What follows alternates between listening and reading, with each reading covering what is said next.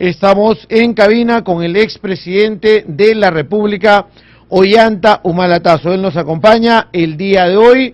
Hemos adelantado nuestra pausa comercial un poquito para poder cuadrar esta entrevista, ya que él está de visita en Tacna y en Moquegua, y luego de esta entrevista tengo entendido que parte rumbo hacia la ciudad de Moquegua, también hacia la parte alta de Moquegua. Temprano hemos escuchado a nuestro compañero Ronnie Flor de Estudio 97 en el Red Sur, que nos indicaba que lo están esperando en Moquegua para el día de hoy. Y él cumple su segundo día de visita aquí en la ciudad de Tacna. Llegó anoche en realidad, pero sus actividades empezaron el día de ayer. Ollanta, ¿cómo está? Muy buenos días. La última vez que lo tuvimos acá en la cabina de la radio, bueno, de las varias veces que hemos estado acá en la cabina de la radio, ha sido como candidato a la presidencia de la República y luego algunas conversaciones en visitas que ha tenido acá a Tacna ya ejerciendo el cargo de presidente.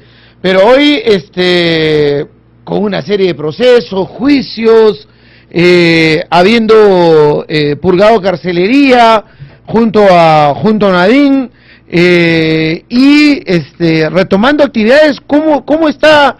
Me gustaría que le cuente a nuestros oyentes y televidentes, a todos los que nos escuchan y nos ven, ¿cómo está Ollanta Humala? Es decir, una persona que, quiero ponerlo en este término, fue tan querida aquí en la ciudad de Tacna y tan votada. ¿Cómo está en estos momentos luego de lo que ha pasado, principalmente luego de dejar la presidencia de la República? Bienvenido. Muchas gracias, Fernando. Un fuerte abrazo a toda la familia, a todos los compatriotas de Tacna. Muy contento de estar aquí. Lo que estamos haciendo hoy día es un recorrido por diferentes regiones del país para conversar con la gente, para conversar con la militancia, para ver las obras que hicimos y para tomar el pulso al país viendo de caras al 2021, porque somos un partido político que va a participar en el 2021, ver cuáles son las nuevas expectativas y las frustraciones también de la población. Es parte del tema político, del día a día. En cuanto a mí como persona y mi familia, estamos fuertes, como hoy día estamos viendo en esta red de audios de la corrupción, como la justicia fue tratada como una mercancía. Entonces yo considero que no solamente ha sido un abuso de lo que se ha hecho con Nadine y conmigo, de habernos impuesto sin ningún tipo de prueba, solamente con informaciones, ¿no? 18 meses de prisión preventiva, y gracias a un habeas corpus que presentamos al Tribunal Constitucional, logramos revertir esta medida en casi 10 meses que hemos sufrido esta abusiva medida. Pero además de eso, una vez que salimos en libertad, nos han incautado nuestra casa, han embargado las cuentas del partido, las cuentas de mi familia.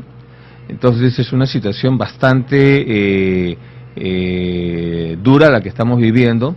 Y evidentemente pues ahora vemos que eso no ha sido un ánimo justiciero lo que ha habido detrás de estas medidas, sino lo que ha habido detrás de estas medidas es que la justicia tiene un doble rasero, ¿no? Para los amigos todo, y para los enemigos la ley o el abuso de esta.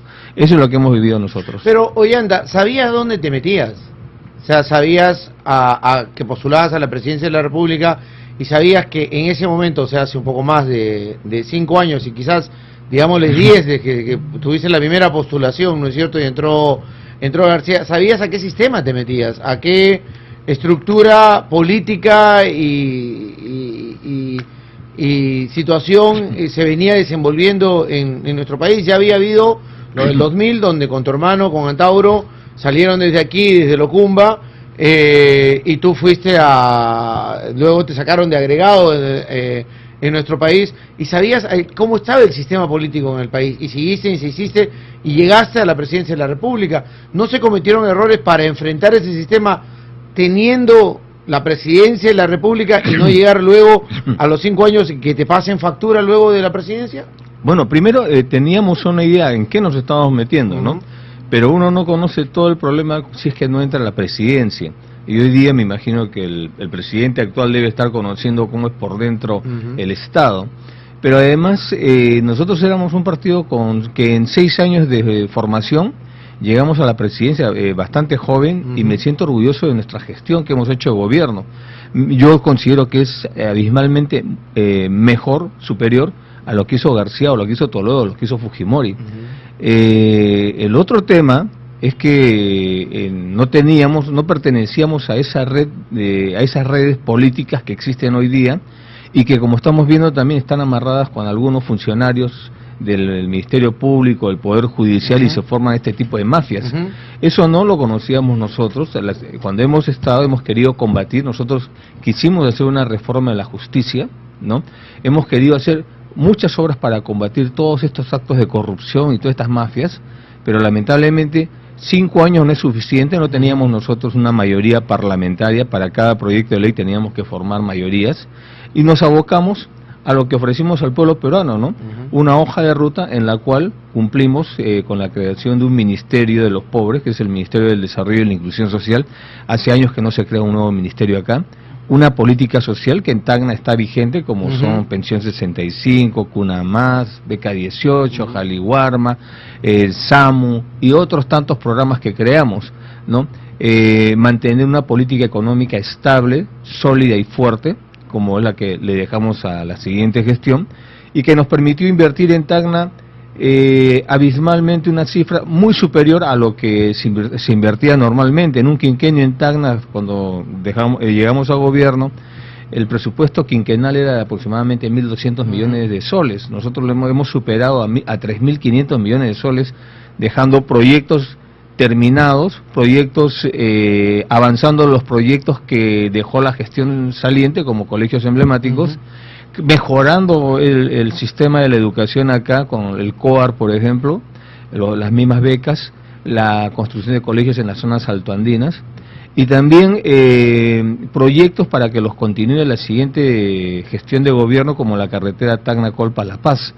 Entonces, han sido múltiples las tareas que hemos tenido que realizar, además de luchar contra este tipo de mafias de hermanitos y compadritos.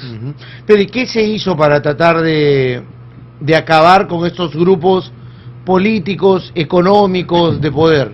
Bueno, acuérdate que en nuestro gobierno aproximadamente entre 5 o 6 gobernadores regionales terminaron o fugados, destituidos o en prisión, ¿no? Fue una lucha de que también hay unas mafias en las gobernaciones, en los gobiernos regionales, alrededor de los gobiernos regionales. En segundo lugar, nosotros planteamos, después de muchos años, una reforma de la justicia, porque evidentemente ya veíamos que había estos problemas, pero no teníamos las pruebas, porque recién ahora estamos viendo las pruebas de los audios, y planteamos una reforma de todo el sistema de justicia, empezando por el Poder Judicial. Llegamos a ponernos de acuerdo con el presidente del Poder Judicial, con los jueces supremos, y esto iba a ir acompañado de un aumento salarial. Y en el momento, en la hora nona, como dicen, ya en el mismo Congreso, con el Premier, el Ministro de Economía, el Ministro de Justicia, junto con los presidentes de todas las salas de justicia a nivel nacional, patearon el tablero. Uno de estos presidentes señaló de que la reforma de la justicia no se podía hacer desde afuera, tenía que hacer los mismos jueces hacer su propia autorreforma. Entonces, al final, este intento de hacer una reforma del sistema de justicia en el Perú quedó en un aumento salarial muy importante para jueces, fiscales, y con una tarea pendiente de ellos, un deber moral de ponerse las marcas que le pusimos nosotros para que puedan acceder a estos aumentos salariales. Y te debes acordar que inclusive hay fotos en el Congreso del presidente del Poder Judicial con todos sus jueces, ¿no?, reclamándole al Ejecutivo y al Legislativo que le resuelvan su problema salarial. Entonces yo lamento que eso no haya ido avanzando. Por eso es que yo señalo de que el problema acá no es solamente el Consejo Nacional de la Magistratura, no es solamente un tema de un referéndum para poder resolver cómo se va a formar el Consejo Nacional de la Magistratura. No es un tema de que si el Congreso no avanza yo recolecto firmas, porque ese modelo de iniciativa popular no es para reforma constitucional, es para una reforma de una ley, que puedas derogarla, cambiarla, etcétera, ¿no? Entonces por ahí no va a ir la cosa. Pero yo sí creo que hoy día hay un proceso, una crisis de legitimación de instituciones, y es justamente lo que no se hizo en la transición a la democracia. Cuando se hizo la transición a la democracia, que fue, en mi opinión, mediocre e inconclusa, Solo la clase política que en ese momento había soportado a la dictadura de Fujimori fueron los que arreglaron esta situación y quisieron hacer la democracia. No hubieron nuevos actores. Los nuevos actores hubiéramos sido nosotros los que nos levantamos el 29 de octubre en Locumba, pero no participamos en eso. Entonces, esa transición a la democracia se concentró solamente en proteger el modelo económico, pero no se abocó a nuevamente recomponer la justicia en el Perú, que había sido, como todos somos testigos, allanada y arrasada por Fujimori y Montesinos con la comisión de Lepiani, etcétera. Eso nunca se hizo. Entonces, hoy día estamos pagando el precio de no haber hecho un proceso de transición a la democracia completo. Y yo creo por eso que hoy día insistimos en una vieja propuesta nacionalista, que es una nueva constitución y la convocatoria a una asamblea constituyente. Yo no tuve esa oportunidad cuando fui gobierno, no tenía la mayoría parlamentaria, no estaba el momento constituyente. Acuérdate que en las elecciones del 2006, cuando propuse eso, solamente saqué 31% en primera vuelta, y cuando en el 2011 vuelvo a proponer lo mismo, me dan 32%, ¿no? Y eso nos llevó a hacer una hoja de ruta en la cual ya no estaba el tema de la nueva constitución para poder ganar la presidencia de la República. A ver, coincido contigo en la visión de que el problema de nuestro país estuvo básicamente en el año 2000, cuando no se hizo el verdadero cambio que se había llevado adelante, el 2001 con Paniagua, y sobre todo los 5 años de Toledo, donde el modelo económico se mantuvo, ¿no? Y el nivel político se mantuvo, ¿no? Y clara muestra de ello es su parlamento. Pero tuvieron participación en el gobierno de García y hubo bancada del Partido Nacionalista ahí. Y luego fueron ejecutivos y tuvieron presidencias también del Congreso de la República en tu gobierno. No se podía llevar adelante. ¿Por qué no se propuso y se murió en el intento con una asamblea constituyente? Bueno, primero porque en realidad cuando inicialmente se propuso la asamblea constituyente, se fue con el tema del modelo económico, ¿no? Y esto del modelo económico generaba mucha incertidumbre. Eso lo he palpado yo a nivel nacional, porque yo hice campaña a nivel nacional, no solamente en Tacna. Porque la gente pregunta, bueno, ya, ¿usted quiere cambiar la Constitución por el modelo económico? Porque ese era básicamente el banderita, la banderita de batalla, ¿no? No solamente de nosotros, sino también de nuestros primos hermanos, que es la izquierda, ¿no? Pero la gente entraba en una incertidumbre y nos decía, bueno, ¿y cuál es el referente? Pues, o ustedes van a hacer un experimento con nosotros. ¿Cuál es el referente de país que quieren ustedes con una nueva asamblea constituyente, con una nueva constitución? ¿Cuál va a ser? ¿Venezuela? ¿Cuál es lo que están propugnando ustedes, no? Entonces era muy complicado y difícil de entender que en realidad, más importante inclusive que el modelo económico, es la construcción de una justicia, una seguridad jurídica que hoy día no la tenemos. O sea, la gente puede entender, puede haber un consenso, y eso es lo que vemos hoy día, el momento constituyente, que es que la gente ya le perdió la legitimidad y el respeto al sistema de justicia en el Perú. Eso es más importante, porque sin justicia no hay democracia. Con el modelo económico, mal que bien, uno se recursea, ¿no? Ustedes con este modelo económico han subsistido y se están fortaleciendo. Y así cada uno. Pero sin justicia, todos estamos fregados, porque hoy día, si no hay justicia, mañana lo puedes perder todo, simplemente porque no hay justicia, porque se convierte en una mercancía. Entonces, ese tema nunca se abordó a profundidad en la defensa de una nueva constitución. Y hoy día las circunstancias nos hacen ver que tal vez ese es el tema más importante, el motivo más importante para ir más allá de un referéndum a reformar 4 artículos de la Constitución, de una Constitución que, digamos, también bien tiene un origen espurio, pero el tema de fondo es que hoy día hay una crisis de legitimidad, y creo que los peruanos tenemos la oportunidad de construir una nueva Carta Magna, ¿no?, en democracia, no como se hizo en las anteriores oportunidades, porque acuérdate que la Constitución del 79 se hace bajo la vigilancia de la Fuerza Armada, de la dictadura militar, claro, y la Constitución del 93 de Fujimori se hace con el cierre del Congreso y en la toma de todas las instituciones. Esta sería una oportunidad, después de más de 50 años, en que pondríamos los peruanos en democracia, ¿no?, armar organizar, convocar una asamblea constituyente.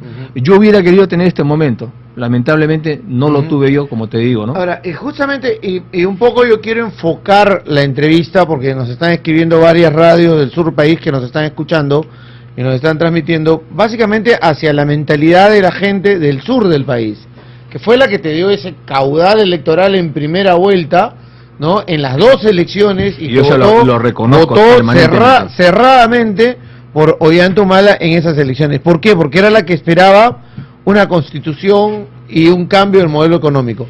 El modelo está totalmente instaurado, el económico, aquí en el país. Tanto es así que puedes vacar un presidente de la República, puedes tener enfrentamientos entre Congreso y Ejecutivo, pueden salir los audios, puedes tener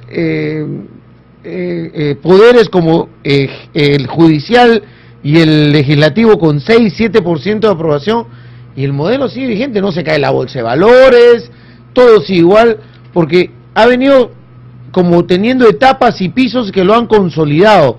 Pero la gente siente que ese modelo económico no le está llegando, que las grandes empresas, que los ricos se siguen haciendo más ricos, que los pobres continúan esperando, que no, hubo un término que utilizó Toledo, te acordarás, chorreo, ¿no es cierto?, que fue mal utilizado por el presidente de la República, pero en todo caso la gente siente que el modelo no les llega, que no hay posibilidades. Y rescato lo que tú dices, Caliguarma, Beca 18 y todos los proyectos sociales que se han desarrollado, pero la gente quiere tener oportunidades, ¿no?, y quiere tener esa posibilidad de que el sueldo le alcance, de tener posibilidades como comerciantes, como emprendedores, que sus hijos tengan una carrera, etcétera, tener mayores posibilidades, y sienten que el Perú crece, le venden la cifra que crecemos 12%, que las mineras aquí, que allá, pero a ellos no les llega. Ese cambio de modelo o de sistema de redistribución de riqueza no ha funcionado. ¿Qué se hace para cambiar eso? A ver, mira, es importante todo esto lo que has dicho, y yo reconozco, ¿no?, siempre el bastión nacionalista fue el sur. Claro, no tenemos tampoco muchos años de gobierno, ¿no? Y lo que hicimos nosotros es, hay que entender que en las dos propuestas iniciales del nacionalismo estuvo el cambio de constitución, básicamente por el modelo económico, ¿no?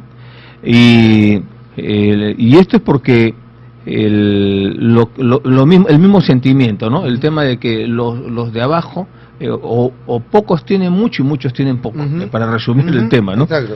Pero cuando postulamos a la presidencia, con ese modelo no logramos alcanzar la presidencia en la primera oportunidad, Claro. ¿no? Entonces eso nos hizo recorrer todo el país y encontrar también en la población del sur que, si bien este modelo económico, como en todo el país, nadie está contento con el modelo económico, salvo los que están arriba, ¿no?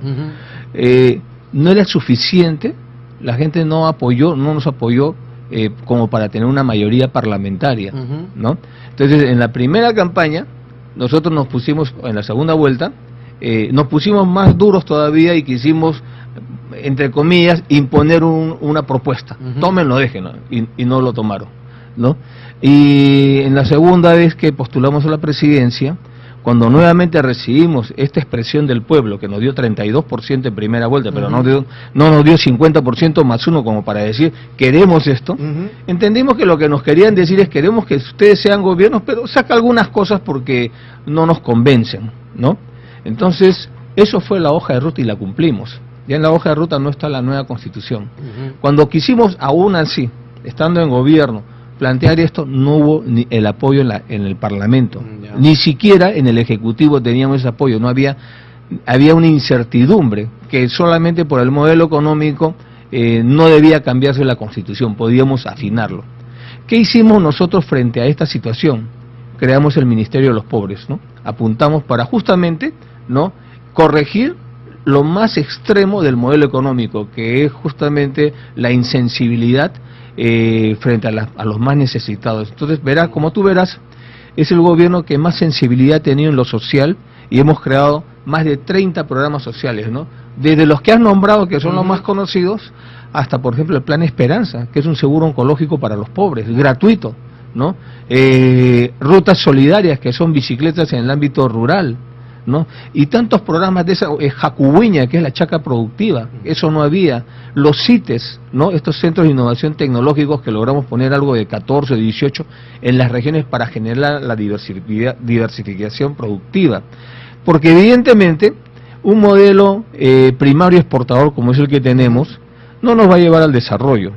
Entonces, lo que nosotros necesitamos para no depender de la minería como hoy día el Perú depende, necesitamos educación. Por eso, de 2.9% pasamos a 4% del Producto Bruto Interno en nuestro quinquenio para educación. Entonces le dimos aumento a los maestros, colegios de alto rendimiento en casi todas las regiones del país, continuar con la construcción de colegios, mejoras salariales para los maestros, el Sistema Nacional de Becas, que es para los pobres.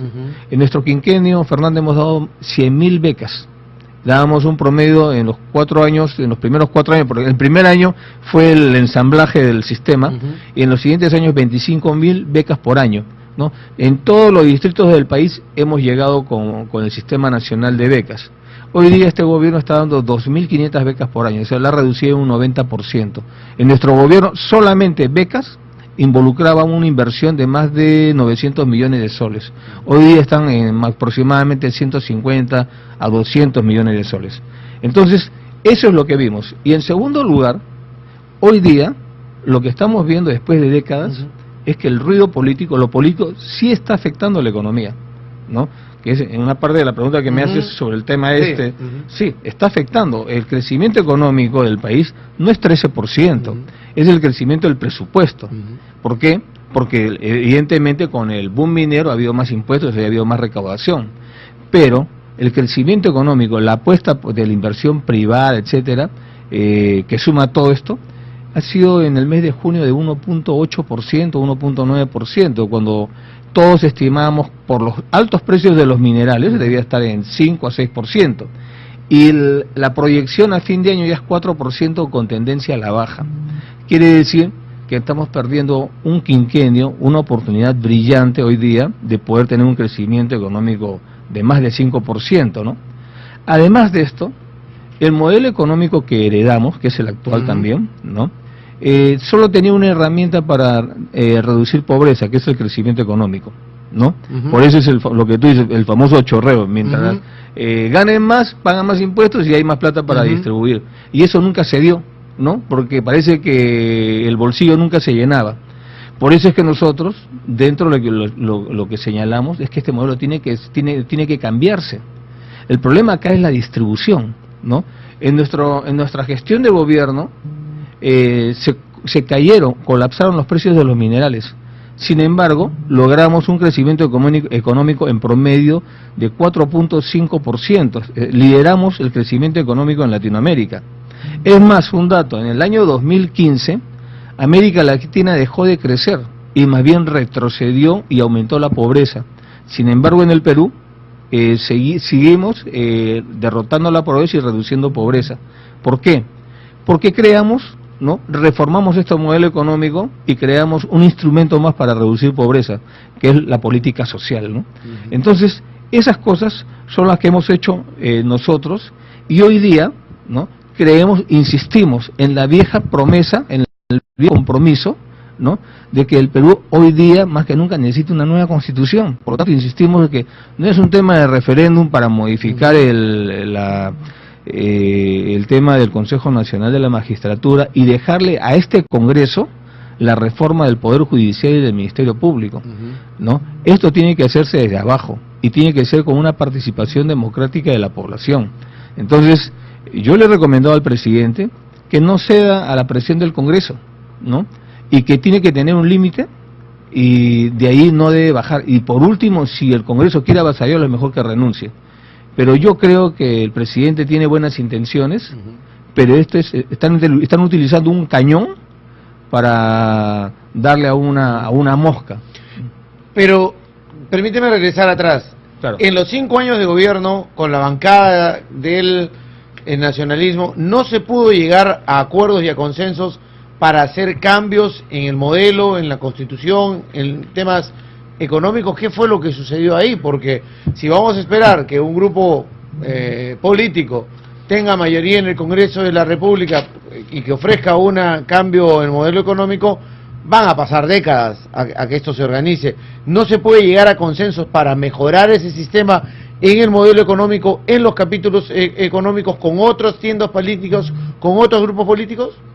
Bueno, hicimos todo lo posible y hicimos cambios. Como repito, la creación del MIDIS para reformar el modelo económico que solo veía crecimiento económico es un cambio muy importante.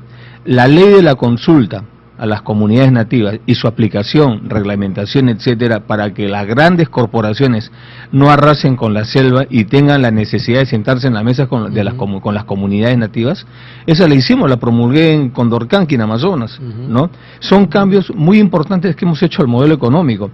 La recuperación del lote 88, para poder hacer que el gas del lote 88 vaya al consumo nacional, es un cambio tremendo, porque hemos tenido que sentar a las 5 cabezas de los dueños de la concesión, ¿no? Y lograr que todos cedan en la entrada del gas, de la recuperación del gas del lote 88, que nos permitió iniciar el proceso de construcción del gasoducto surperuano, y que yo lamento que hoy día esté paralizado en más de un 35%.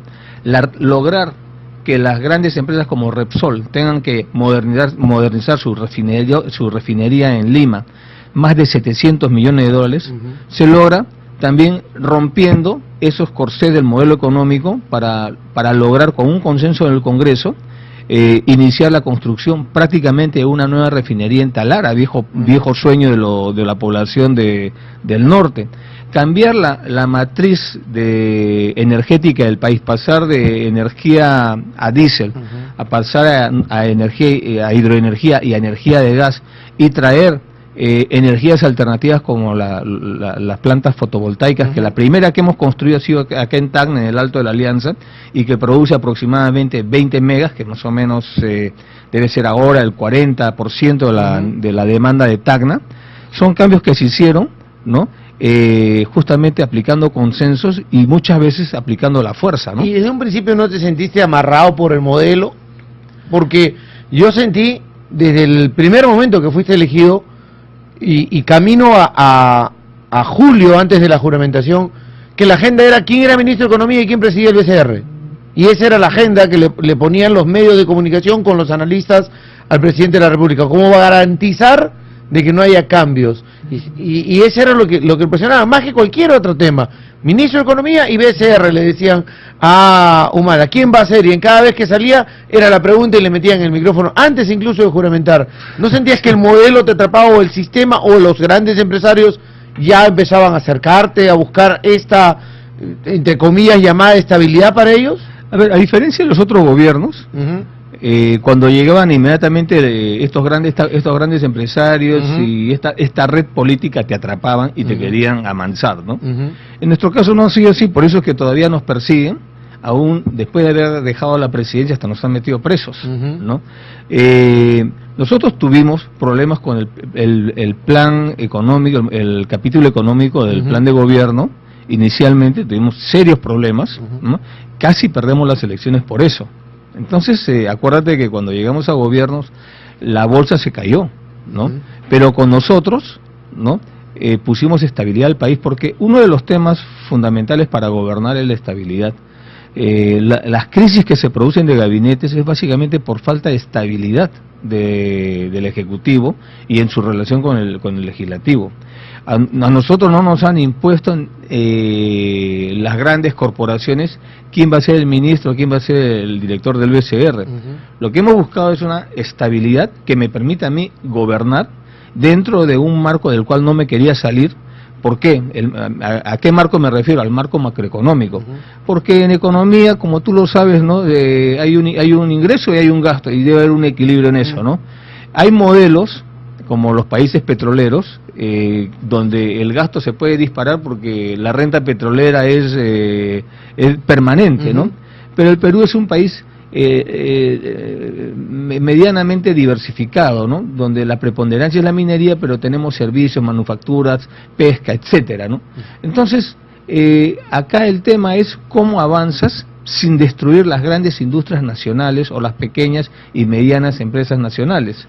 ¿Cómo haces para avanzar? Entonces, lo fundamental es la estabilidad económica, la estabilidad macroeconómica. El cuadro que yo te decía es el cuadro macroeconómico. Entonces, yo lo que quería era que los mejores técnicos del país me muestren, ¿no?, las cifras reales y hasta dónde podemos avanzar para no gastar más allá, ¿no?, de lo que ganamos y no entrar en un problema de quiebra.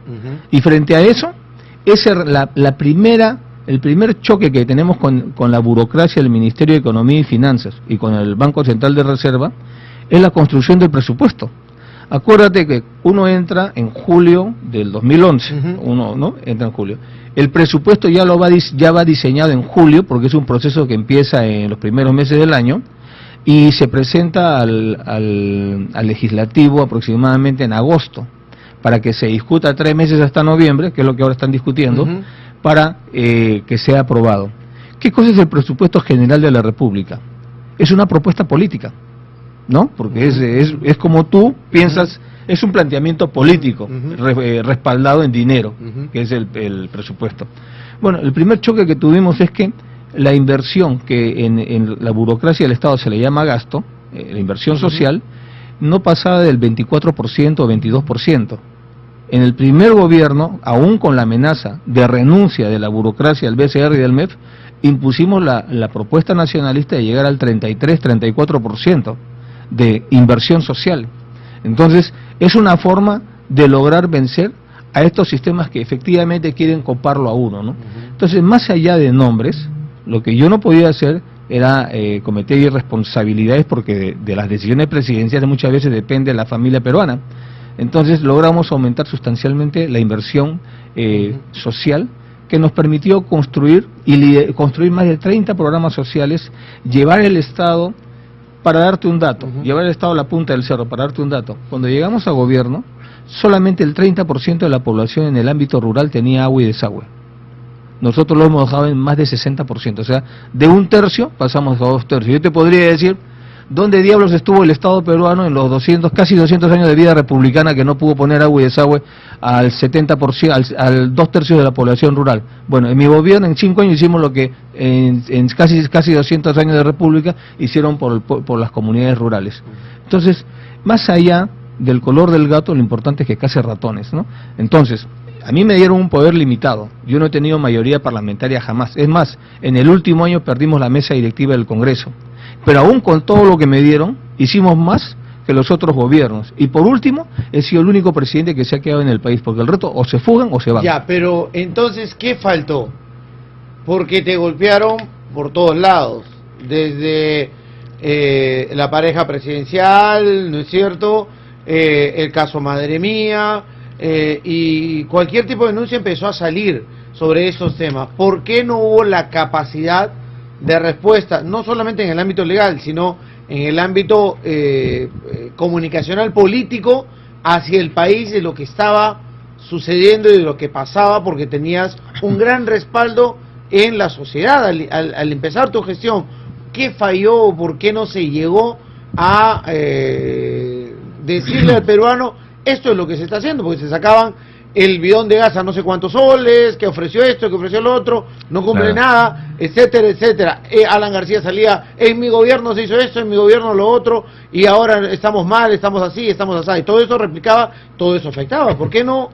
¿Qué fue lo que falló? Bueno, en principio vamos a partir del diagnóstico. Yo creo, ¿no?, que en los 5 años de gobierno que tuvimos cambió el país para bien. Entonces creo que ha sido un gobierno exitoso. No es que fue un gobierno que salió derrotado, no, ha sido un gobierno exitoso, que hemos hecho obras que inclusive este gobierno quiso cambiar, y la burocracia, la clase política y los grupos económicos han querido destruir, ¿no? Como vuelvo a mencionar la refinería de Talara, ¿no? La han querido destruir, pero ya se había avanzado más del 50%, o sea que es irreversible, ¿no? Pueden sabotear programas sociales congelándolos, como es el caso del Sistema Nacional de Becas, que hoy día le han reducido el presupuesto en un 90%, o sea, de lo que dábamos 25.000 becas al año, hoy día están dando 2.500 becas al año, ¿no? Hemos tenido problemas, yo no puedo negarlos y te los digo a ti, y sobre todo porque en 6 años de gobierno y sin pertenecer a la clase de los políticos tradicionales que tienen 20, 30 años, el APRA va a cumplir 100 años, ¿no? El Fujimorismo va a cumplir más de 40 años, otros partidos están entre los 50, 60 años, el Partido Nacionalista solamente tenía en ese momento 6 años, ahora tenemos 11 años o 13 años, ¿no?, de vida. Entonces llegamos prácticamente solos, no teníamos los cuadros nacionalistas completos y hemos ido con nuestros primos hermanos, que es la izquierda en general, ¿no? Entonces, más que qué falló, el tema era por qué no pasamos por el aro de los políticos para estar junto con ellos. Tú has visto permanentemente a la oposición, ha sido el APRA, el Fujimorismo y lo que se llamaría la derecha tradicional, y después hay un momento que la izquierda se va del gobierno porque no entiende lo que es trabajar. Más allá de izquierda y derecha, han entendido que el nacionalismo es para los de abajo, ¿no? Todos estos programas sociales ha sido creación del nacionalismo, ¿no? La forma de trabajar con los gobernantes, con los gobiernos regionales, más allá de camisetas políticas, si eran de un partido u otro, ese no era el problema para mí. No podía ser ideología, mientras el pequeño entorno que tenía, pensaban que yo debía castigar a las autoridades locales que no comulgaban con el nacionalismo. Nosotros no, hemos trabajado bien con todas las regiones hasta donde se ha podido. Entonces, no nos salíamos con el grupo que domina, el grupo de la concentración de los medios, que con García sí se reunían y prácticamente tenían mucha participación, mucha injerencia en el gobierno. No nos hemos reunido con la CONFIEP, que es la élite empresarial nacional y extranjera está ahí. Ellos no han gobernado con nosotros, o sea, hemos gobernado nosotros y no hemos dejado que los grupos económicos y los grupos del poder mediático gobiernen como lo hacían con García. Con García tenían sus almuercitos semanalmente y ahí tomaban las decisiones del país. Con nosotros no, por eso es que hemos avanzado tanto. Y obviamente nos hemos ganado pues una campaña tremenda, ¿no? Entonces ya no era la campaña si los programas sociales son buenos o malos, ¿no? Era el problema de Onadín o Ollanta, esas tonterías que al final no querían distraer de lo central, que era un gobierno al servicio de la población. Como tú estás viendo, vivimos una coyuntura delicada, que era la época de la Haya, ¿no? Entonces nos han cuestionado por haber potenciado las Fuerzas Armadas. ¿Qué hubiera pasado si las cosas hubieran salido del marco, digamos, democrático, del orden internacional? Hubiéramos tenido un desastre acá.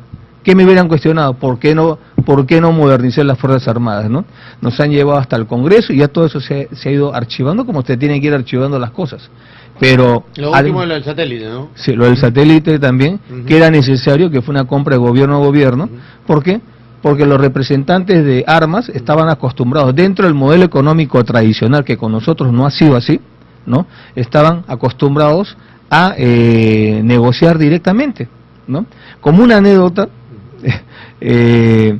una cena que se dio en Palacio por el tema de la lucha contra el cáncer, me sentaron al costado del presidente de esta asociación de lucha contra el cáncer. Bueno, este señor, en vez de hablarme de qué hacer con el plan Esperanza, me estaba hablando de por qué el gobierno, el Ministerio de Defensa, no compraba armamento directamente a los representantes locales de estas empresas. Y yo le digo, ¿y a ti qué te importa eso? Me dijo, es que yo soy el representante de tales empresas de armas. Entonces, solamente para que te des cuenta cómo están metidos, ¿no? Los intereses económicos, en este caso perversos, en las asociaciones que se pintan como organizaciones sin fines de lucro. ¿Y por qué no se perfiló una presencia del Estado más fuerte en sectores donde pudiera ya tener inversión o podría invertir? Y te pongo el caso que tú has mencionado hoy en 2 oportunidades, que es el caso Talara, donde se entró, pero hubo una oportunidad para comprar Repsol y la Pampilla, o una intervención más directa en el tema de participar en el gasoducto, por ejemplo, o potenciar Petroperú y sectores estratégicos para el país, o el tema de cabotaje que hoy es manejado por los chilenos, por ejemplo, en sectores estratégicos donde el Perú tenga o el Estado tenga una presencia más importante. ¿Por qué no se trabajó esos temas y se planteó esos temas para que el Estado participe? Mira, te agradezco la pregunta, ¿no? Creo que esto es importante, porque en realidad ahí se avanzó bastante. En el tema de Talara, el Perú hoy día, por la falta de inversión en exploración que viene de eso de décadas, ¿no? Se convirtió en un país importador de petróleo. Por otro lado, está el problema del daño medioambiental, ¿no? El hecho de hacer actividades exploratorias en la Amazonía destruye la Amazonía. Pero lo que teníamos acá era un problema de los estándares medioambientales de la calidad del combustible. Entonces, tomé la decisión, ¿no?, de relanzar Talara, porque de acuerdo al modelo económico, Talara tenía que ser destruido. Y la mejor manera de privatizar una empresa estatal, de las pocas que quedan, porque prácticamente el 95% de empresas estatales las remató Fujimori, con el pretexto de que, bueno, y en parte era cierto, de que en el primer gobierno de García fue un caos la corrupción, y el Estado y las mismas empresas estatales ya tenían problemas de corrupción e ineficiencia.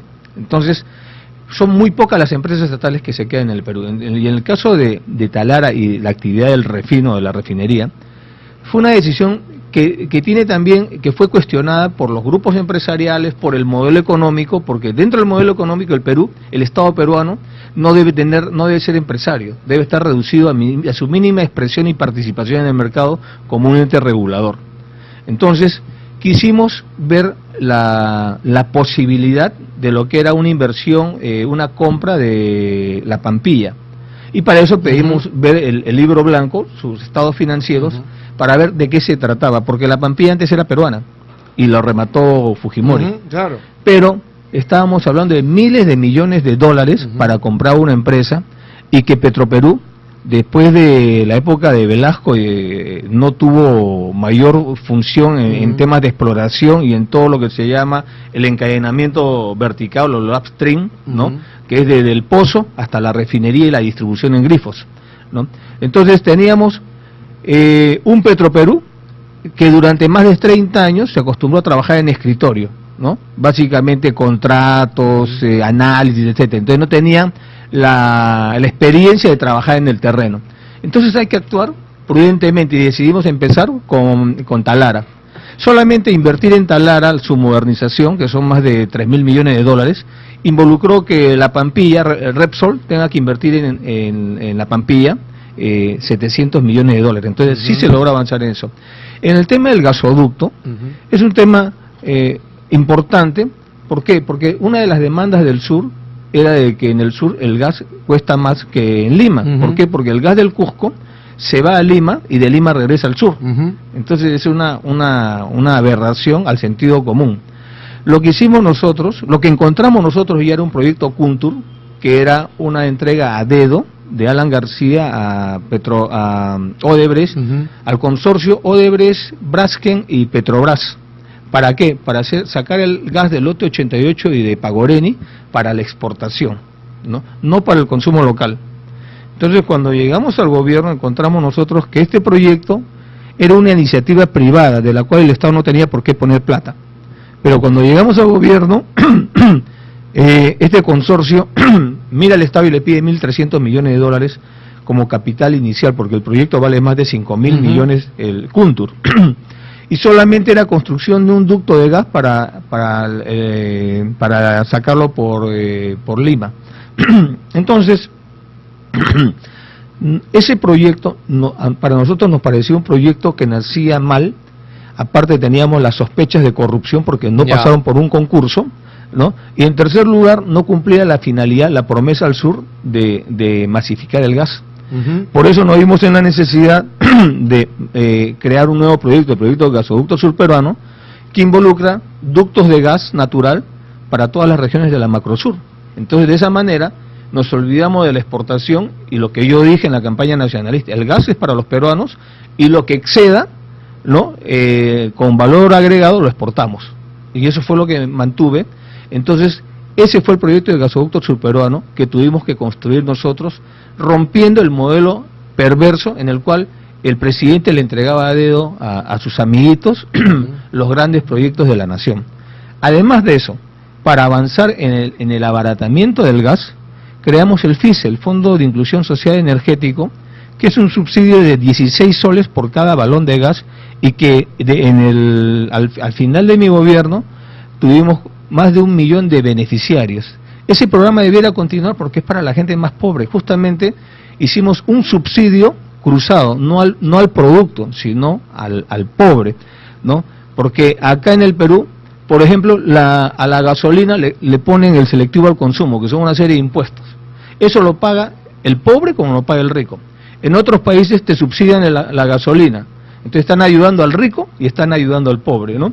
Nosotros lo que hicimos acá es directamente al pobre. Hicimos una data de acuerdo al sistema de focalización de hogares de pobreza, el SIFO, ¿no? Y de acuerdo determinamos quiénes eran pobres con su nombre y apellido, y ellos les entregamos su vale de 16 soles por cada balón de gas, más una cocina de gas a gas, para mejorar, ¿no?, la calidad de la cocina, porque hemos superado el programa de cocina mejorada, que era una chimenea para botar el humo fuera de la casa, y les damos su vale de consumo de gas por 16 soles y su cocina, ¿no? Y en el sistema de cabotajes, en el Perú no hay un sistema de cabotajes. Cuando quisimos avanzar en este tema, teníamos que la marina mercante esté en pañales. Entonces lo que hemos hecho es fortalecer la marina mercante para que en un segundo nivel, ¿no?, que ya le tocaría a este gobierno, es fortalecer los puntos costeros del país a fin de que haya un tránsito, lo que es el sistema de cabotaje, el sistema de administración en todo el litoral peruano, ¿no? Pero además de eso no nos quedamos en eso, nosotros hicimos el sistema de muelles artesanales, ¿no?, pesqueros, estos muelles artesanales pesqueros, o desembarcaderos pesqueros artesanales, perdón, como el de Morrosama, ¿no? Que cuando llegamos era una caleta en condiciones lamentables. Bueno, me dicen que hoy día todavía falta el agua potable. Exacto. Pero ya es algo que tiene que hacer este gobierno, pues también, yo ya terminé mi periodo, mi quinquenio, ¿no? Y miren todo lo que he hecho por Tacna, ¿no? Está la carretera Tacna-Colpa-La Paz, que es una carretera estratégica y es un sueño de los tacneños, y que la he visitado ahora que he hecho esta vuelta, he ido por el corredor a Mazocruz, ¿Ya? Hacia Tarata. Hacia Tarata, ¿no? Y que se une con Chayapalca, Capazo, Mazocruz y Lave, ¿no? Bueno, ya está asfaltado, eso lo hemos dejado así. Tiene que ampliarse, sí, porque el tránsito por ahí era poco, pero en la medida que está pasando el tránsito, este gobierno debiera plantear, ¿no?, una estrategia para ensanchar esa carretera que ya está asfaltada. Y he llegado, ¿no?, hasta el tripartito, ¿no? He salido, he conectado hacia Cayopuma, ¿no?, tripartito, y he bajado por Vilavilani, ¿no?, agarrando la carretera Tacna-Colpa-La Paz por tramos. A mí, por un lado, me da gusto que se haya ido avanzando ciertos tramos, ¿no? Pero he visto que el tramo 2, por un problema de la empresa, está detenido. Y el tramo 1 todavía falta terminar de construirlo. Pero ya se avanzó, y eso no lo va a detener ni el modelo económico, ni las nuevas autoridades, y más bien yo invoco a que se continúe, porque solo ese proyecto son más de 550 millones de soles que le he dejado a Tacna. Los primos hermanos, la izquierda, ¿se fue o lo votaron? Porque, digamos, la izquierda no es muy fuerte en el país, o sea, pero tenía un soporte político, tenía un grupo de gente que podía aportar. Y desde la salida de Salomón Lerner por el tema de Conga, ¿no?, y el ingreso de Valdés ahí, se sintió como una puñalada a la izquierda dentro del inicio del gobierno de Ollantumala. ¿Qué pasó ahí? Te lo explico. Es un tema largo que estoy escribiendo un libro, por si acaso. Perfecto. Pero Fernando, siempre haciendo una deferencia a ti, a todos los años que me acuerdo desde Calacoa, ¿no?, con tu padre, tu madre, todos que nos han siempre coberturado y apoyado en los momentos más difíciles. Hemos estado desde el principio. Así es. Te cuento, tratando de resumirlo. Primero, yo provengo de una familia de izquierda, ¿no? Mis padres son de izquierda. Exacto. ¿no? Y la izquierda, digamos, la más roja, ¿no? La más roja. Mi formación es de izquierda, pero la formación militar que he tenido también me ha enseñado de que el problema en el Perú, más allá de izquierda y derecha, el problema es de los de abajo, ¿no? Porque cuando tú construyes la carretera Tacna-Colpa-La Paz, o activas el ferrocarril, le pusimos 9 millones al ferrocarril Tacna-Arica, que estuvo funcionando un tiempo y ahora me dice que ya no está funcionando, problema que tienen que resolver. ¿Esas obras son de izquierda o de derecha? ¿O benefician a los de abajo? El COAR, ¿es una obra de izquierda o de derecha? ¿O beneficia, o es de los de abajo, es para los de abajo, ¿no? Ese era el principal problema que nunca me entendieron los amigos, los compatriotas que nos acompañaban, que venían de la izquierda. Nosotros, como te dije al principio, nacemos a la vida política con el levantamiento militar en Locumba, ¿no? Y después me sacan de la carrera militar y entonces formo un partido político. Ahí tenemos una separación ideológica con mi hermano, al cual respeto, ¿no? Pero nos faltan cuadros. Nos faltan cuadros porque es difícil entender, porque el nacionalismo es más, como ideología, el nacionalismo es más antiguo que la izquierda. La izquierda es un modelo importado que viene de dirigentes como Marx, Engels, Lenin, Stalin, Mao, que nunca han conocido el Perú. Ellos dan su ideología en el lado europeo, del primer mundo, ¿no? Pero ellos nunca sabían cómo aplicar ese modelo en el Perú. Es un modelo importado. En cambio, el nacionalismo es un modelo autóctono, nativo. Viene de la época de los incas y que ha sobrevivido a la etapa de los españoles, ¿no? Entonces, como ideología, el nacionalismo es mucho más antiguo que la izquierda. Como organización política, sí, la izquierda es más antiguo que el nacionalismo, porque la izquierda viene más o menos en los 30 con José Carlos Mariátegui, Eudosio Rabines, Jorge del Prado, etcétera, ¿no? Entonces, pero somos primos hermanos, porque manejamos una misma visión o una visión parecida del país. Una de las diferencias que tuvimos es, primero, Salomón, él es un empresario millonario, es un izquierdista raro, porque apoya ahí, tiene un grupo un ramillete de dirigentes de izquierda que él es un mecenas, pero el hombre es de derecha, el hombre es un capitalista, presidente del ISUR, etcétera, ¿no? Entonces, pero fuimos con ellos porque creíamos que la izquierda tiene que ir siempre con el nacionalismo, si no, la izquierda nunca va a llegar al gobierno. Es más, en la historia, la izquierda peruana es la única que no llegó a gobiernos. En toda América del Sur, los movimientos de izquierda han llegado a hacer gobiernos, y han llegado en muchos casos a ser gobiernos exitosos y en otros con problemas, ¿no? En nosotros, la izquierda peruana solo llegó a la alcaldía de Lima 2 veces. Es con nosotros, más bien, que la izquierda llega a ser gobierno, ¿no? Y el problema, ¿no?, es que justamente hay temas, justamente el problema es dónde tienes que diferenciar, dónde aplicas ideología y dónde no puedes aplicar ideología. Te lo pongo en sencillo. Si tú tienes hijos, ¿no?, tú puedes decir lo que quieras, pero mañana tus hijos tienen que comer, y tienen que ir al colegio, y tienen que tener su seguro médico, tienen que ir al médico, etcétera, y tienes que tener plata para pagar eso. Entonces, sobre las necesidades vitales de la nación, que todos los días come y que no se alimenta de discursos, tiene que haber la seguridad de que haya plata para la gente, que la gente se acueste sabiendo que el día de mañana va a ser un buen día, ¿no? ¿Dónde haces ideología? En el excedente económico, en la utilidad que tienes, producto del trabajo. Y ahí es donde nosotros aplicamos la ideología nacionalista, que no le gustó mucho a algunos dirigentes de izquierda. Entonces, ¿qué hicimos con el excedente económico? La política social. Ahí fue donde chocamos con el Ministerio de Economía, porque para ellos el excedente económico tenía que alimentar las arcas del BCR, las reservas internacionales, pero también tenía que fortalecer a los grandes empresarios, ¿no?, para que sigan supuestamente invirtiendo en el país. Pero tú sabes, Fernando, que en las épocas de las crisis que han habido en el país, los que pagan los platos rotos son los pobres, porque los bancos jamás van a quebrar, ¿no? Y si quiebra un banco, el Estado te auxilia, como fue con el Banco Latino, etcétera, ¿no? Pero si quiebra tu radio, ¿tú crees que el Estado va a ayudarte? Nada. Nosotros ayudábamos a los de abajo. Por ejemplo, los cafetaleros, los cafetaleros de Selva Central. Les vino la plaga de la roya, ¿no? Ese no es un negocio del Estado. Cuando viene el problema, ¿no?, nosotros chocamos con el modelo, porque los apoyamos con más de 200 millones de soles para resolver este problema, ¿no?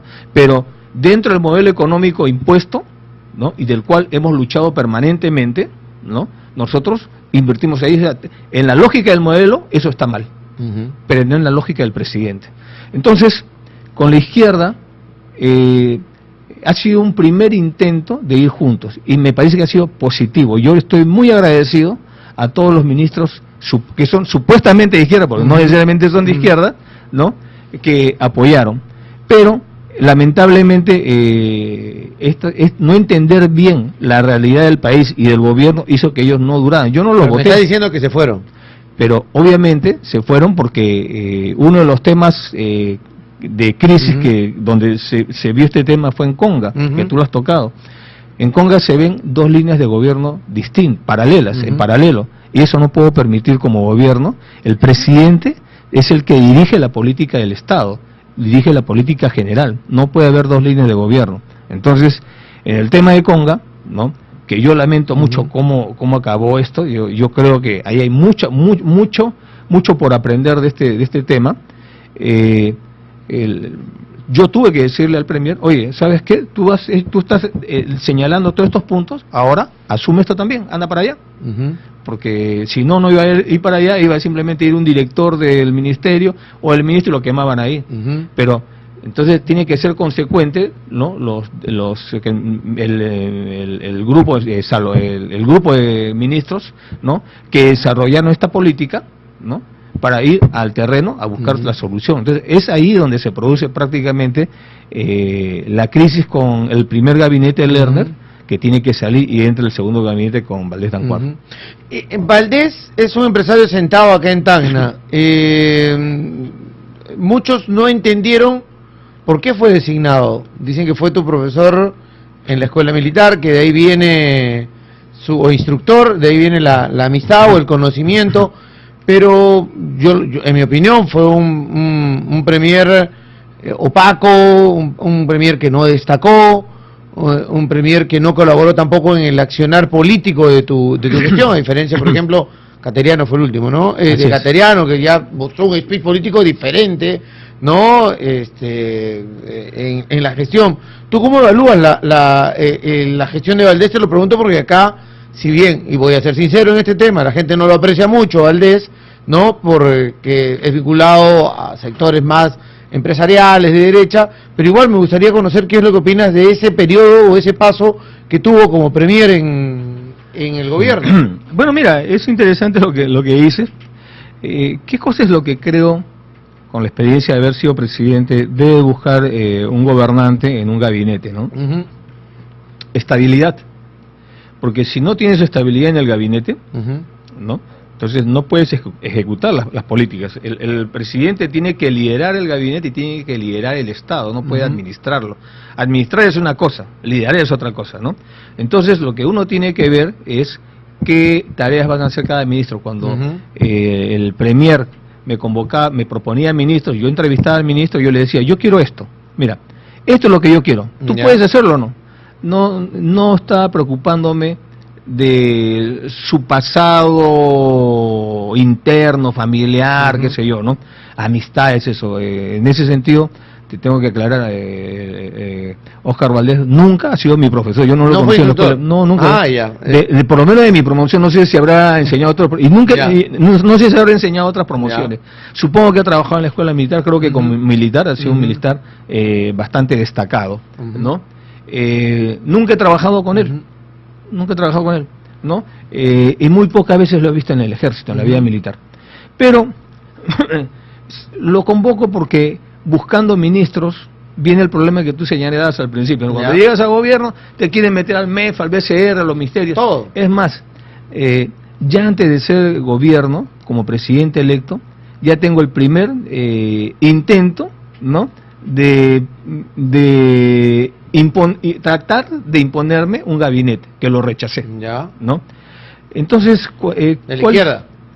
Sí.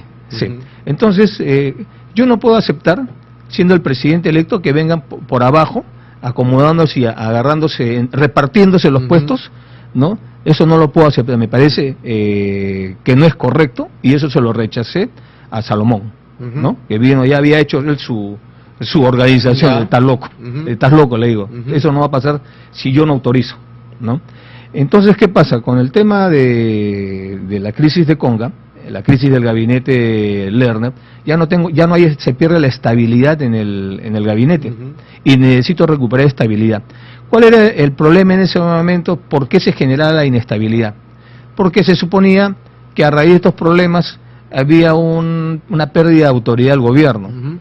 Y a Valdés yo lo había llamado porque, consultando con muchas personas en el tema de seguridad ciudadana, yo quería tener una persona que tenga carácter, que tenga algo de conocimiento de lo que es un tema de seguridad. Entonces lo convoco a Valdés y él acepta. Y no lo estaba haciendo mal como ministro del Interior, entonces quise resolver el problema del problema de la estabilidad. Era como que se veía que habíamos perdido cierta autoridad, entonces poniéndolo a él de premier. El problema es que ideológicamente, como tú lo has dicho, Valdés es más de derecha que nacionalista y de izquierda, y eso lo digo con todo cariño y se lo he dicho personalmente, es al margen de que lo respete y le agradezca su trabajo también, ¿no? Pero es su posición, y esa posición no la puedo aceptar en un gabinete. Como te digo, yo convoco un gabinete y le digo, esto es lo que quiero. ¿Tienen algún problema ustedes cumplir esto? Porque yo les digo también, ¿no? A mí no me interesa el color del gato. A mí me interesa que me case estos ratones. ¿Lo pueden hacer o no? Sí, ya, entonces entra. No puedo, sal. Entonces con Valdés también fue así, ¿no?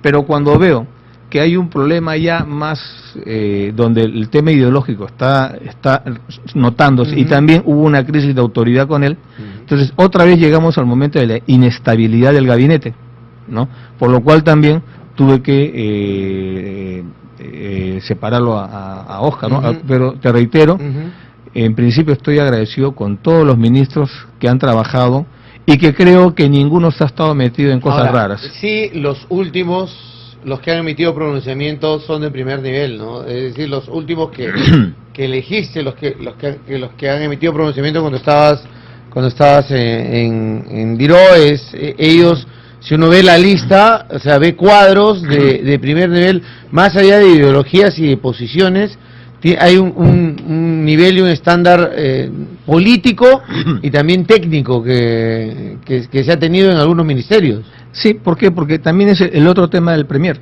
El premier no solamente debe ser algo así como el vocero del presidente y del gobierno, sino debe ser político, porque el premier debe enfrentar políticamente los cuestionamientos políticos. Entonces, uno de los problemas que hemos tenido nosotros como gobierno ha sido que la mayoría de los gabinetes eran mayoritariamente técnicos, y teníamos que definir esto, ¿no? Porque es muy difícil encontrar un cuadro político que tenga solvencia técnica. Entonces, el problema de nosotros cuando entramos al gobierno es un tema de confianza y credibilidad. Creían que íbamos a destrozar el país, ¿no? Entonces yo no puedo pretender ir a gobernar cuando no hay una confianza, los agentes económicos, la dinámica económica del país se paraliza y viene a crecer la pobreza, y justamente mi enemigo principal ha sido la pobreza. Entonces nosotros tuvimos que escoger, priorizar el elemento técnico, ¿no? Tratando de que asuman políticamente la defensa de todo el gobierno. Lamentablemente en muchos casos no teníamos esa personalidad, ¿no?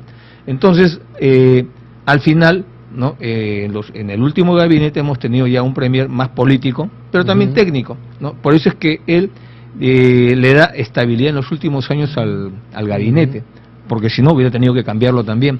Ahora, la mayoría de estos ministros, ¿no? Son ministros que vienen de canteras de la parte técnica, y que normalmente, como no han entrado en política, los partidos políticos no les daban bola, ¿no? Entonces verás que en mis gabinetes, ¿no? Yo he tratado de dar oportunidades, hasta Susana Vaca, nuestro valor nacional de la música, ha sido ministra de la mujer, ¿no? Y en un momento tuvimos 50% de varones, 50% de mujeres, ¿no? Entonces, esa ha sido una situación que normalmente hemos tenido una constante, el tema de que necesitábamos cada vez ya un gabinete más político, porque ya los temas técnicos estaban encausados. Ya habíamos empezado la longitudinal de la sierra, ya habíamos empezado el proyecto este del Chinchero, que lamentablemente ahora está paralizado. Ya habíamos empezado las grandes obras. A estas alturas del partido, nosotros ya teníamos cosas que mostrar al país y habíamos dejado obras para que este gobierno las inaugure para el Bicentenario, ¿no? Como es el gasoducto subperuano, como es la línea 2 del metro, como es Talara, como es la carretera Tacna-Colpa-La Paz, como muchas obras que habíamos dejado, pero lamentablemente ahora vemos que está paralizado, ¿no? Ahora, el partido, has llegado a Tacna, te has reunido con ellos, has hecho un recorrido por nuestra sierra, pero por supuesto el recibimiento no ha sido apoteósico como llevabas acá adelante, siendo recibido en el centro cívico, en Alto de la Alianza. Pero, ¿qué pasó con el partido? ¿Por qué no se formó partido luego de llegar a ser gobierno o en el proceso después de del primer proceso electoral? En alguna oportunidad conversé con Edmundo Murrugarra y después con Carlos Tapia, que viene de los sectores de izquierda, y les pregunté qué estaba pasando con el partido y me dijeron que no había la intención de construir partido. Me quedé sorprendido por eso y luego se lo consulté a Juvenal Ordóñez y le dije: Juvenal, ¿qué está pasando? ¿Por qué no están construyendo partido? Me dijo: no hay la intención de construir partido, chocamos con ciertos sectores, y me dijo así, militares, que como que no quieren que se construya partido y quieren tener más la cercanía directa con Ollanta desde Palacio de Gobierno. Y te pregunto qué pasó en ese momento de la construcción de partido, que hoy debería ser un partido sólido, ¿no? Y que no se formó, no se constituyó toda la actividad política que debería tener. ¿Por qué se dejó de lado la construcción partidaria? A ver, primero que yo hoy día no he venido a hacer campaña.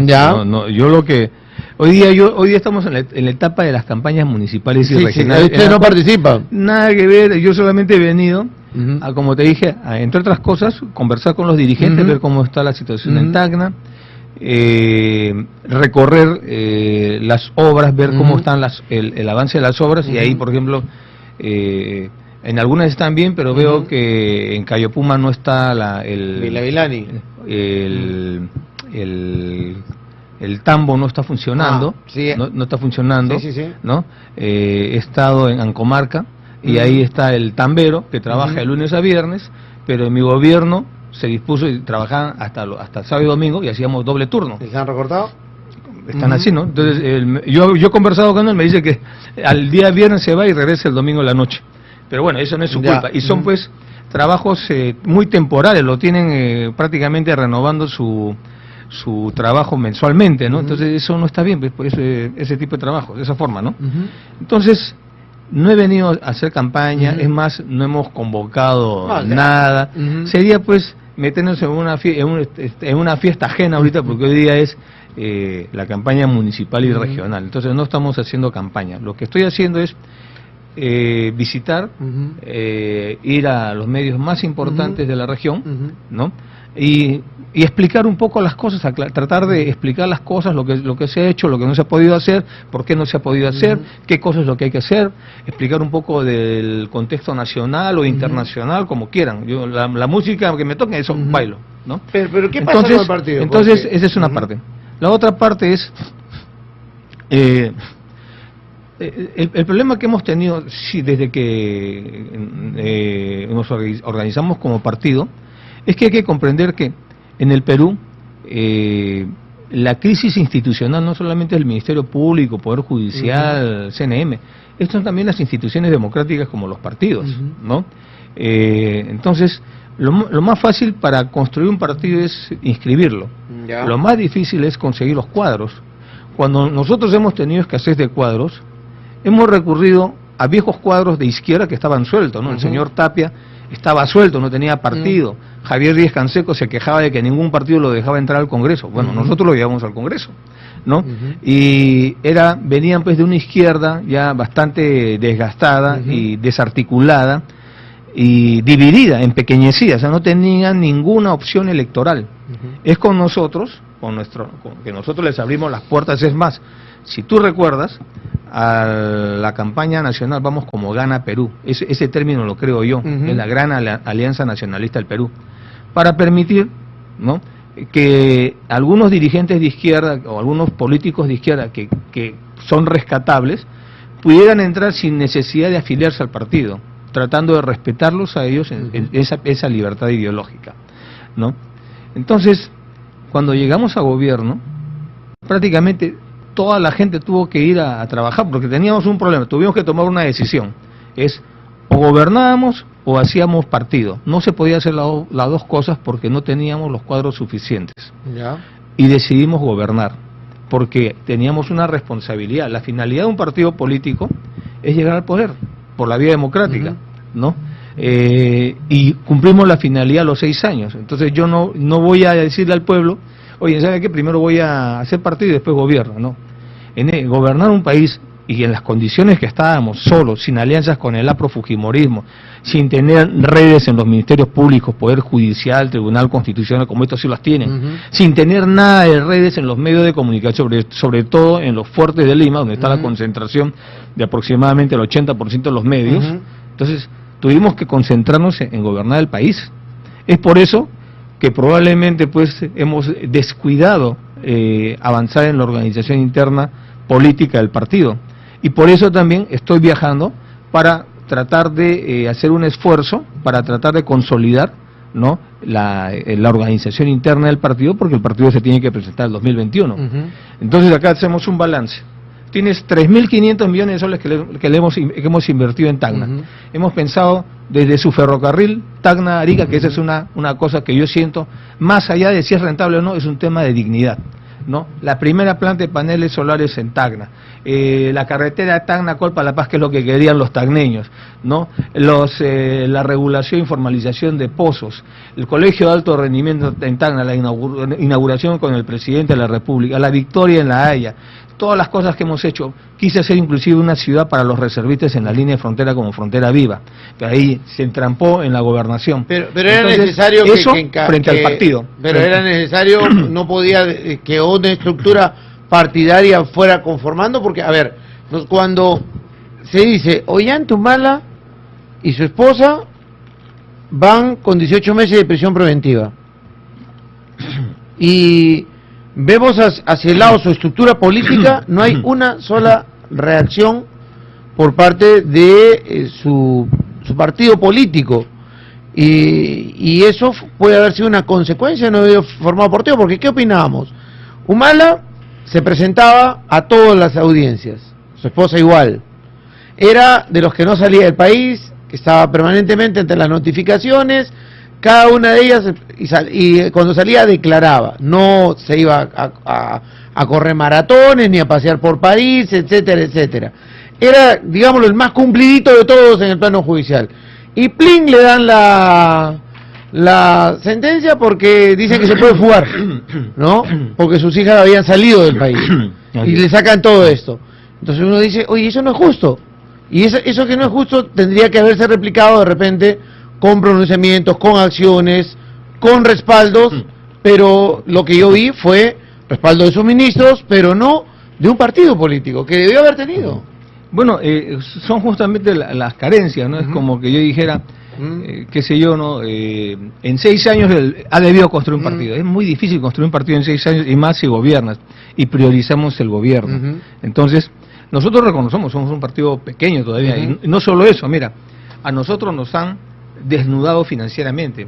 Hoy día hasta mi casa me la han incautado, y yo no me escapo del país, me quedo acá a defenderme, porque soy el único presidente desde la época de gobiernos militares en que no se fugó el país, ¿no?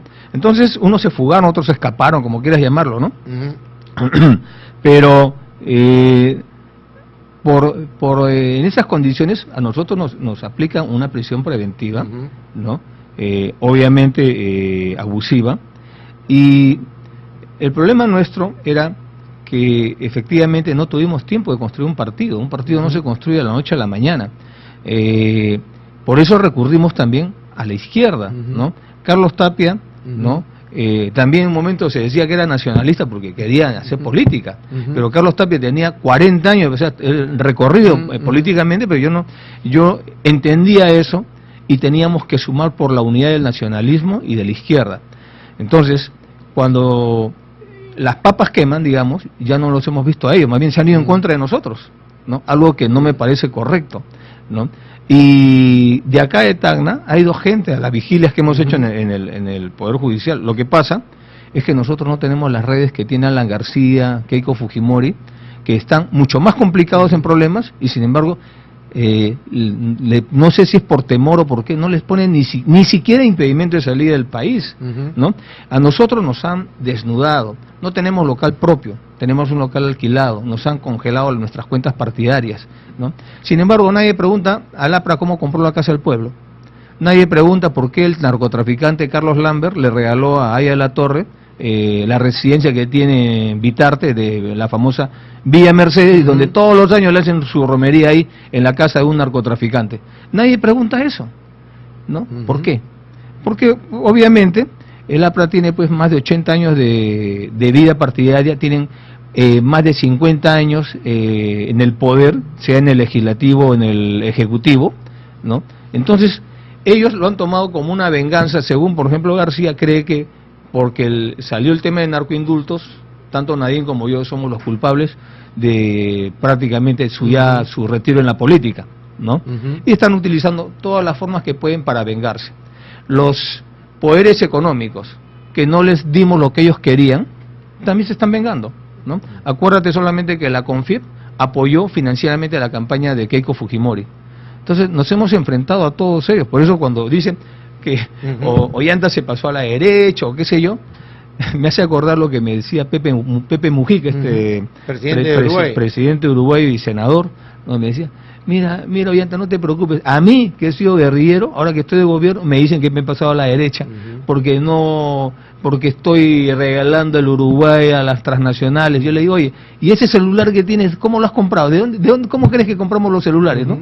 Ayer, en el tripartito, un trabajador me dijo, ¿no? Presidente, ¿y por qué no votamos a las mineras? Que esto, que lo otro. Bueno, yo también creo que ya acá hay una mala relación con las mineras y hay que emplazarlas. Y nosotros las hemos emplazado de alguna manera hasta donde hemos podido, porque también no teníamos todo el poder.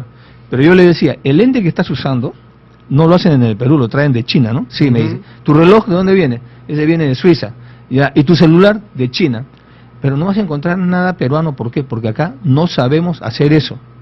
Y para tener eso que tienes tú, para tener modernidad, estamos pagando un precio, que es minerales. El día en que los peruanos sepamos hacer carros, relojes, todo eso, tengamos industrias nacionales potentes, no vamos a necesitar de estar explotando recursos naturales. Por eso es que yo estoy invirtiendo en educación, ¿no? Porque quiero cambiar esa realidad. Entonces, mucha gente no lo entendió y cuando llegamos a gobierno, ¿no? Nosotros a los empresarios, ¿no? Los hemos tratado igual que al resto, por eso es que nos tienen una bronca y por eso es que cuando ya hemos dejado de ser gobierno, ¿no? Ellos hubo una guerra mediática como para tratar de que nos fuguemos, como García, Fujimori, Toledo, y nos quedamos y frente a eso nos pusieron prisión preventiva. En ese momento, perdón, ¿no? Ha habido movimientos del partido con vigilias, han salido en televisión, etcétera. Claro, no tenemos la potencia porque no tenemos congresistas, no tenemos ministros. Y además hoy día está gobernando, la señora Keiko Fujimori está gobernando el país y en su medida trata de someter al presidente. Tampoco es un partido porque cuando se trajo Fujimori, Rafa decía que saldrían hordas de fujimoristas a las calles y no salió nadie. Sí, cuando también García pasa algún proceso también va una portátil nada más. Y además, ahí, Fernando, o sea, tampoco son, digamos, estructuras de masas. Pero además, Fernando, una cosa, si te das cuenta, el desgaste político en gobierno le pasa la factura a todos. ¿Se acuerdan de cómo salió Toledo, cómo salió García? En el APRA, en la época de Meche Cabanías, cuando García estaba viviendo en Francia, tuvieron que reinscribir su partido. Entonces, es un tema de que no tenemos una sociedad suficientemente politizada, pero estas cosas, como la dictadura de Fujimori, movilizó a todo el país. Y este tema de los audios de la corrupción debiera movilizar al país a pedir una nueva constitución. Sobre lo del tema de la prisión, ¿no sentiste que el sistema o la dirección que querían era que dieras el paso de meterte en una embajada o salir del país? ¿No sentías que te querían empujar a eso? Yo creo que... ¿Para meterte en la bolsa? Yo creo que sí. Yo creo que la intención era... Porque desde que salía de tu casa se va a una embajada. ¿Estará es. o no estará acá en la casa? La intención... ¿O es un tema periodístico? ¿Había una intencionalidad ahí? Yo creo que había una intención de tratar de hacer que nosotros pisemos el palito, perdiéramos en ese momento la cordura y hiciéramos lo que han hecho otros, ¿no? Y no les dimos el gusto, nos hemos quedado y nos estamos quedando para enfrentar todos los procesos habidos y por haber, lo estamos enfrentando todos. Entonces, es por eso que ellos pasan al plan B, ¿no? Meternos presos. ¿Por qué? Porque seguramente no quieren vernos nuevamente en el escenario político. Ahora, me dices, lo que está haciendo Vizcarra es, digamos, algo que no va a encontrar una solución, ¿no es cierto? Son 4 puntos para ir a un referéndum, que lo que debería buscar es llamar a una nueva constitución. Pero lo que está haciendo Vizcarra no es bueno también, es decir, golpear a los sectores políticos que han mantenido el status quo en el país. Están siendo golpeados y fuertemente los fujimoristas en el Congreso de la República. Por lo menos el paso que no ha dado no es para recuperar la imagen que se perdió con PPK de la investidura presidencial. A ver, mira, primero creo que estamos de acuerdo, o he entendido así, que la transición a la democracia fue mediocre e inconclusa, porque solo los mismos actores políticos que estuvieron con Fujimori en el Congreso, que lo soportaron, inclusive postularon, compitieron electoralmente en el 95, ¿no? O sea, le siguieron el ritmo a Fujimori y todo su cuento, hicieron la transición a la democracia. Fue mediocre e inconclusa porque solo se limitaron a convocar elecciones y proteger el modelo económico, pero no hicieron nada con el tema de la justicia que fue arrasada por Fujimori. Hoy día el problema, además del modelo económico que necesita ser reestructurado, el problema es la justicia, que es lo que hoy día la gente está movilizando a la gente en las calles y que hace que hoy día no haya movilizaciones frente al Ministerio Público, al Poder Judicial, pronunciamientos como el de hoy día en la mañana de fiscales superiores, pronunciamientos del Congreso de la República, del Ejecutivo, etcétera. Entonces, toda esa situación va a afectar necesariamente, lamentablemente, la actividad económica del país. Por eso es que en el interior del país hay muchas obras que están paralizadas, obras que a mí me duele que las hemos dejado, porque nadie quiere firmar nada. Cuando hay inestabilidad política, nadie quiere firmar nada. ¿Cuál es el planteamiento del presidente Vizcarra? ¿No? Un referéndum para reformar el Consejo Nacional de la Magistratura, porque eso es un capítulo en la Constitución. Exacto. ¿No? Entonces, pero de repente no se ha dado cuenta de que la crisis es del sistema, no del Consejo Nacional de la Magistratura. O sea, es Fiscalía, Poder Judicial, OCMA, Procuradurías, ¿no? Etcétera. Eso no lo va a resolver el referéndum, porque ni siquiera lo está planteando. Y dentro del referéndum pone un caramelito que dice no a la reelección congresal. Obviamente, ¿quién va a querer reelección congresal todavía con estos congresistas, no? Entonces es como para darle un poquito de gusto a la gente, ¿no? Para levantar más. Eso ya es populismo, ¿no? Y de esa manera, de alguna manera, enfrentar al Congreso. Pero lo que no dice es que también él está aceptando que la reforma del Poder Judicial y del Ministerio Público lo haga el Congreso a través de sus comisiones de Justicia y Constitución. Y yo le digo, con toda la amabilidad posible, le digo que eso no va a pasar, eso va a fracasar, porque el Congreso no va a reformar eso, porque ahí están pues los congresistas Becerril, Mulder, que estaban llamando a Inostroz, etcétera. Eso no va a suceder, lo van a tapar. Si no pueden ni siquiera vacar congresistas que están condenados o de levantar el fuero parlamentario, entonces no lo van a hacer. Entonces, ¿qué va a pasar de acá al referéndum? La gente va a generar expectativas de que piensa que se va a recuperar la justicia, va a haber un cambio, va a haber una mejora, ¿no? Imaginémonos que se dé el referéndum. ¿Y qué va a pasar del referéndum hasta 28 de julio del 2019? ¿Va a haber algún cambio? Si no hay ningún cambio, entonces ¿para qué se ha hecho todo esto? ¿No? Por eso señalo de que el referéndum es una arma potente, pero no pues para cazar moscas, debe ser para cambiar la Constitución, porque hoy día sí se puede hacer. En mi gobierno no pudimos, porque no hubo el momento constituyente. Si hubiéramos ido por ahí, se hubiera producido una crisis institucional y se hubiera podido paralizar el país, porque no teníamos mayoría y la gente decía, ¿para qué quieres cambiar si tenemos ya hay gente que está de acuerdo con el modelo, hay gente que no está de acuerdo y hay gente que tiene una incertidumbre. Convengamos que el 2000 y el 2018 son posibilidades históricas para poder hacer llamados a asambleas constituyentes. Claro que sí, porque ¿qué obra va a hacer Vizcarra ahora? Hay que entender también que este es un gobierno en crisis. El presidente fue Kuczynski, ¿no? Que fue prácticamente vacado, y entra el vicepresidente. Entonces el vicepresidente no tiene un plan de gobierno. El que hizo el plan de gobierno debe haber sido el presidente Kuczynski, con un partido que tampoco es su partido. O sea, el presidente Vizcarra tampoco tiene partido. Hay una bancada en el Congreso cuyo presidente y líder está vacado. Y hay un presidente en el Ejecutivo que no tiene un partido, no está inscrito en el partido, es invitado, ¿no? Entonces, en esas condiciones, y faltándole 3 años, digamos, ¿qué cosas podría ser para Tacna? ¿Qué va a haber para Tacna? ¿Qué obra va a hacer en Tacna? ¿Qué reforma va a hacer en Tacna? ¿Qué es lo que va a haber? Yo te digo, ¿no? En mi gobierno... Pero que en esta coyuntura la gente no quiere obras. La gente quiere entrar al tema del sistema. Eso es lo bueno, eso es lo bueno. Quiero ir al Poder Judicial y encontrar justicia. Quiero que mi congresista sea mi verdadero representante y no un monigote en el Congreso de la República. Por eso te digo, hoy día estamos en un momento en que la gente está pensando también en eso, no solamente en la obra, sino este es el momento constituyente. Estamos pensando en la política, cómo debe funcionar y hoy, la política a través de sus órganos del legislativo, el ejecutivo y el judicial. Y lo que estamos viendo, que están podridos. ¿Tú le recomendarías que pida una cuestión de confianza? Yo le recomiendo que hace para tiempo, dar esos pasos. Yo le recomendé hace tiempo, ¿no? Que debió de pedir una acción de confianza, inclusive a Kuczynski, cuando entregó la cabeza del ministro de Educación. Exacto. ¿No? Fue un craso error. Él pensó que podía gobernar con Keiko Fujimori. Después recurrió a Kenji Fujimori. Y ahora Vizcarra en su inicio recurre a Keiko Fujimori.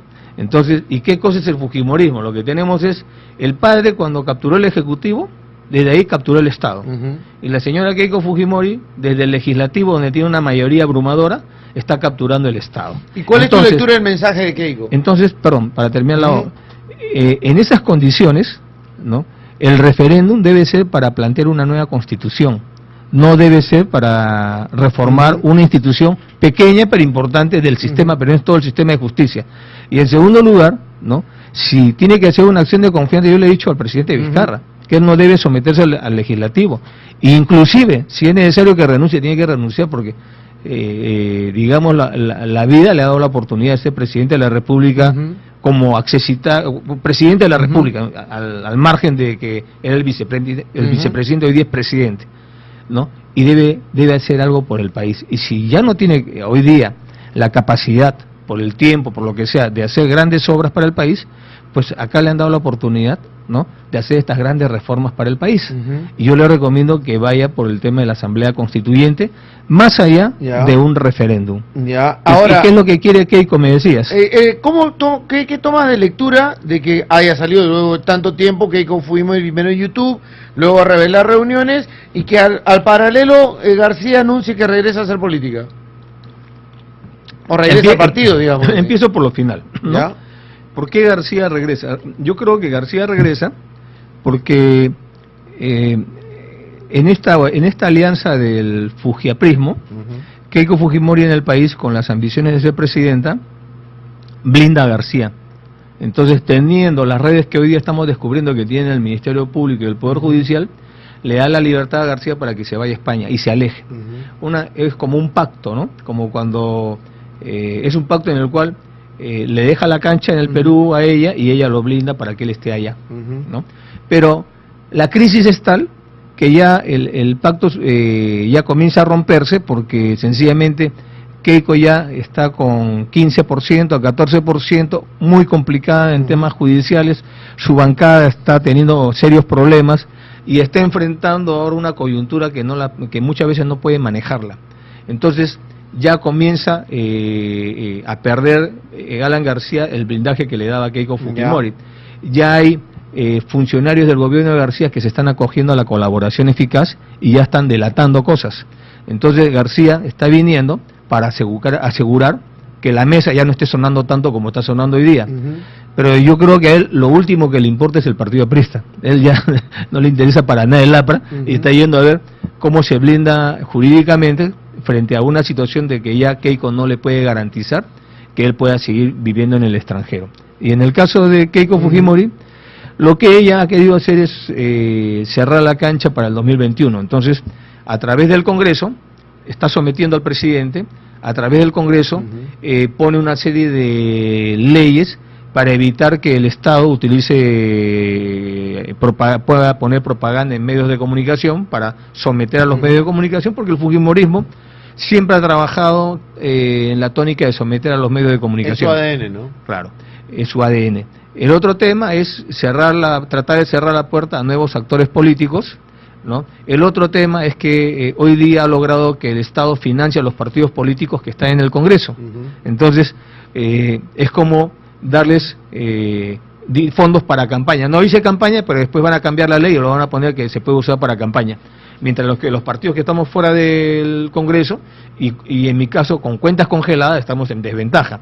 Entonces, en conclusión, está construyendo un terno a la medida para que no haya otra forma de que se le escape la presidencia de la República. Acuérdate, en esta última campaña por 40.000 votos, 40.000 votos que es Canarave, un tercio de Tacna, por eso ha perdido las elecciones. Entonces, pero te ríes, muchos dicen que fue el apoyo que le diste tú a PPK. No, eso es, hay un San Benito, ¿no? Que dicen que declaramos, por eso también te pasan factura. Claro, por eso también se han metido preso. preso. Hay un ánimo de venganza, dicen, a la derrota electoral. Claro. Por eso queda Saavedra también. Claro, ese es tanto García como Keiko Fujimori. Bueno, en general es muy difícil que la gente primero vea sus errores y prefiere ver los errores en los otros cuando tiene un problema, ¿no? Echarle la culpa al otro es lo más fácil.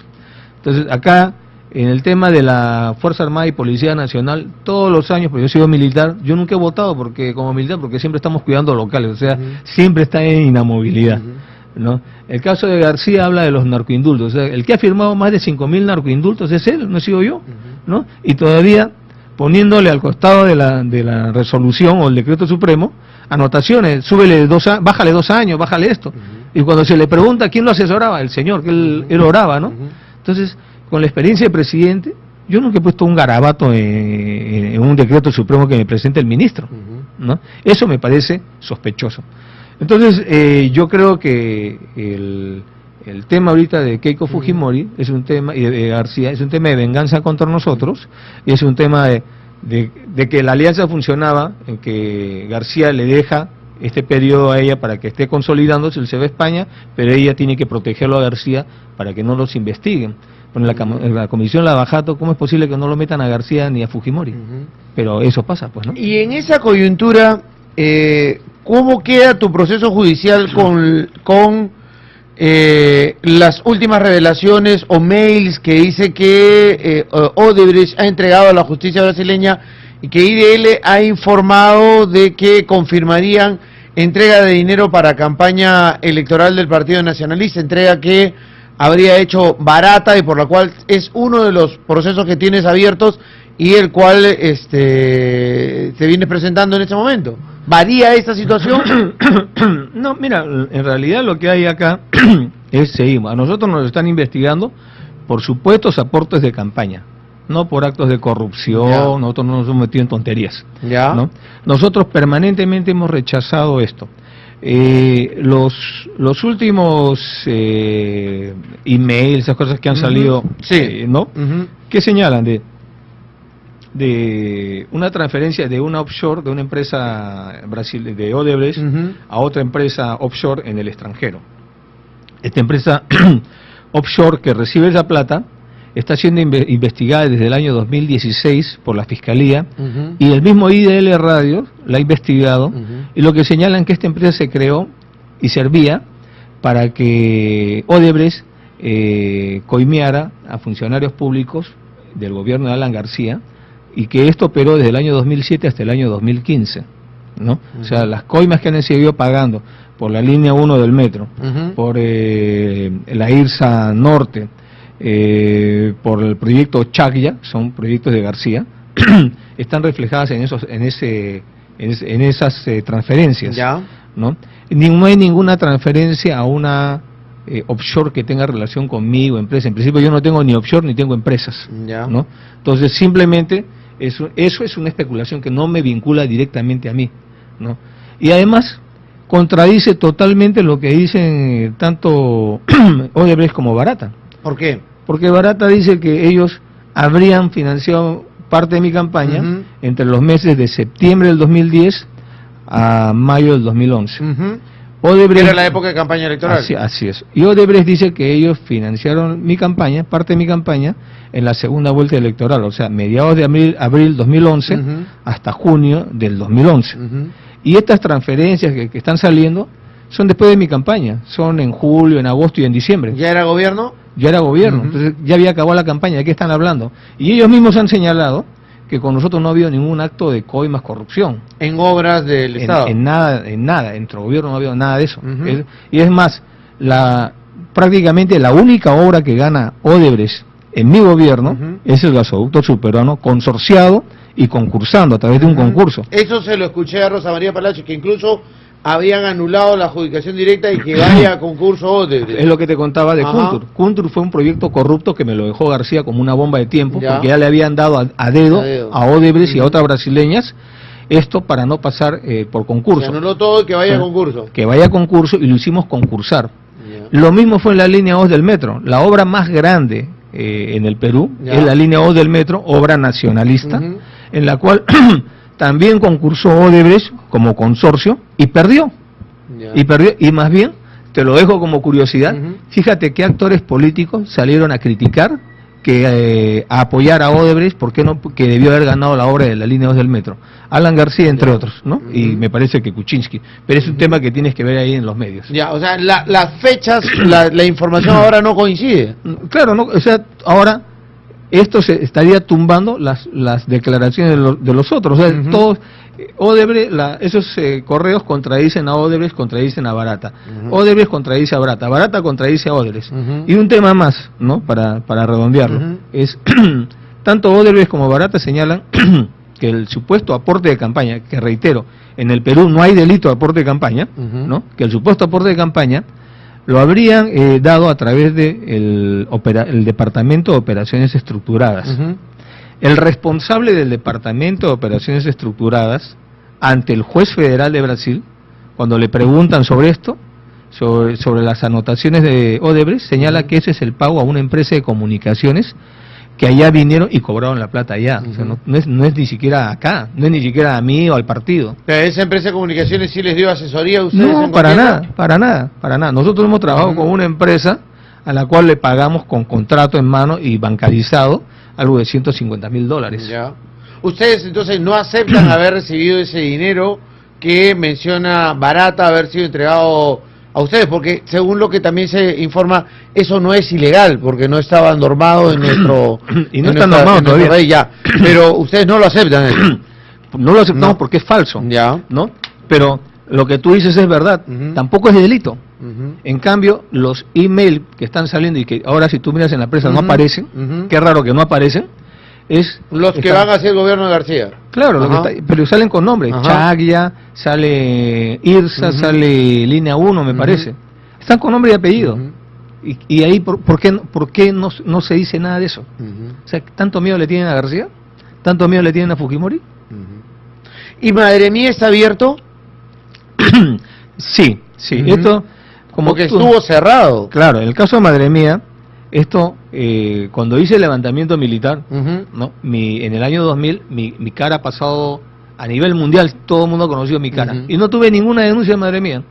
Recién cuando me presento a las elecciones, es que me viene la denuncia de Madre Mía. Bueno, yo igual tampoco me he fugado, me he sometido a la justicia, y después de casi 4 años de investigación, ¿no? Se me absolvió a mí, ¿no? Y es un tema de cosa juzgada. Sin embargo, tenemos la Comisión en el Congreso, presidida por Becerril, donde tenemos a Becerril investigado por audios de la corrupción. Tenemos en esa misma comisión 2 condenados, que justamente están discutiendo si les levantan el fuero parlamentario o no. Tenemos otra congresista que está metida en audio de la corrupción. O sea, esa comisión brilla por sí sola, ¿no? Esa comisión lo que ha hecho es criminalizarme, me han tenido investigado y no me han permitido acceder a la información, ¿no? Y van a, en cualquier momento, probablemente hoy día, mañana, va a dar sus conclusiones, donde obviamente me van a tratar de ensuciar y pedirle al Ministerio Público que me investigue. Muy bien, yo por si acaso me he presentado al Ministerio Público, ¿no? Y hoy día, y ya hace varias semanas, ya estoy participando en las investigaciones y estoy colaborando como tengo que hacerlo. O sea que al final lo que hay es esa comisión con estos brillantes congresistas va a terminar en el Ministerio Público, donde ya estoy yo. O sea que no tiene mayor trascendencia en el aspecto procesal. Pero lamentablemente entiendo que lo han abierto. Pero no solamente es por mi caso, están hablando del 91, 92, 93, y yo estoy yendo allá a colaborar porque, te reitero, como siempre lo he dicho, ¿no? Hemos defendido la patria con honor, ¿no? El levantamiento que hice en Locumba en el año 2000 fue sin derramamiento de sangre, y yo mismo me presenté a las autoridades. Cuando entró el presidente Pañagua, yo fui a Lima, acá hice un mitin en la plaza de Tacna, ¿no? Y me fui de ahí del mitin a Lima a presentarme a la justicia. He actuado decentemente. Cuando he estado en la cordillera del Cóndor, en el conflicto del Cenepa, he actuado con honor defendiendo mi país. He estado en las 3 zonas de emergencia y no he violado derechos humanos. Más bien, yo he denunciado el manual que hizo Alan García y lo refrendó Fujimori, donde se ordenaba entrar a una guerra sucia, ¿no? Y la cual yo no lo he hecho. Y voy a continuar presentándome a todas las instancias de las investigaciones, porque creo que eso es lo que corresponde, ¿no? Y como tú verás, me quedo en mi país. ¿Cómo viste de la presidencia de la República, ejerciendo la presidencia de la República, la situación de tu hermano en Tauro? Con dolor.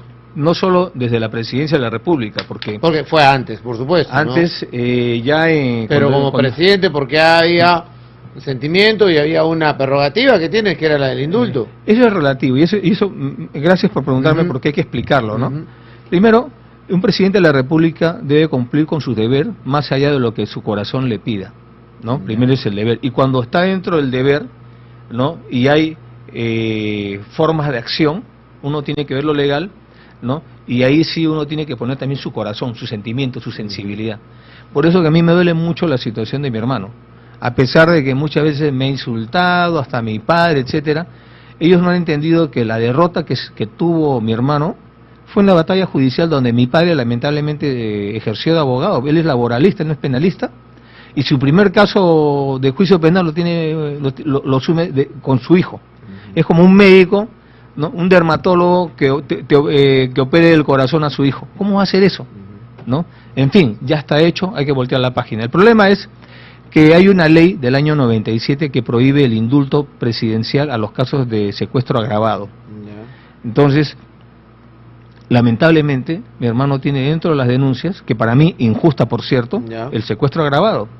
Porque yo he conversado con él y lo que él me señala es que esos policías, ¿no?, que los encontraron celebrando el año nuevo fuera de la comisaría, cuando se dan cuenta que la comisaría es tomada por los reservistas de mi hermano, le piden a mi hermano ingresar porque podía causarles problemas a ellos si es que se descubría que habían estado celebrando el año nuevo fuera de la comisaría y no en cumplimiento de su deber. Y mi hermano los deja entrar. Esa es la versión de mi hermano y yo le creo, ¿no? Y por estar ahí los policías le ponen secuestro agravado, ¿no?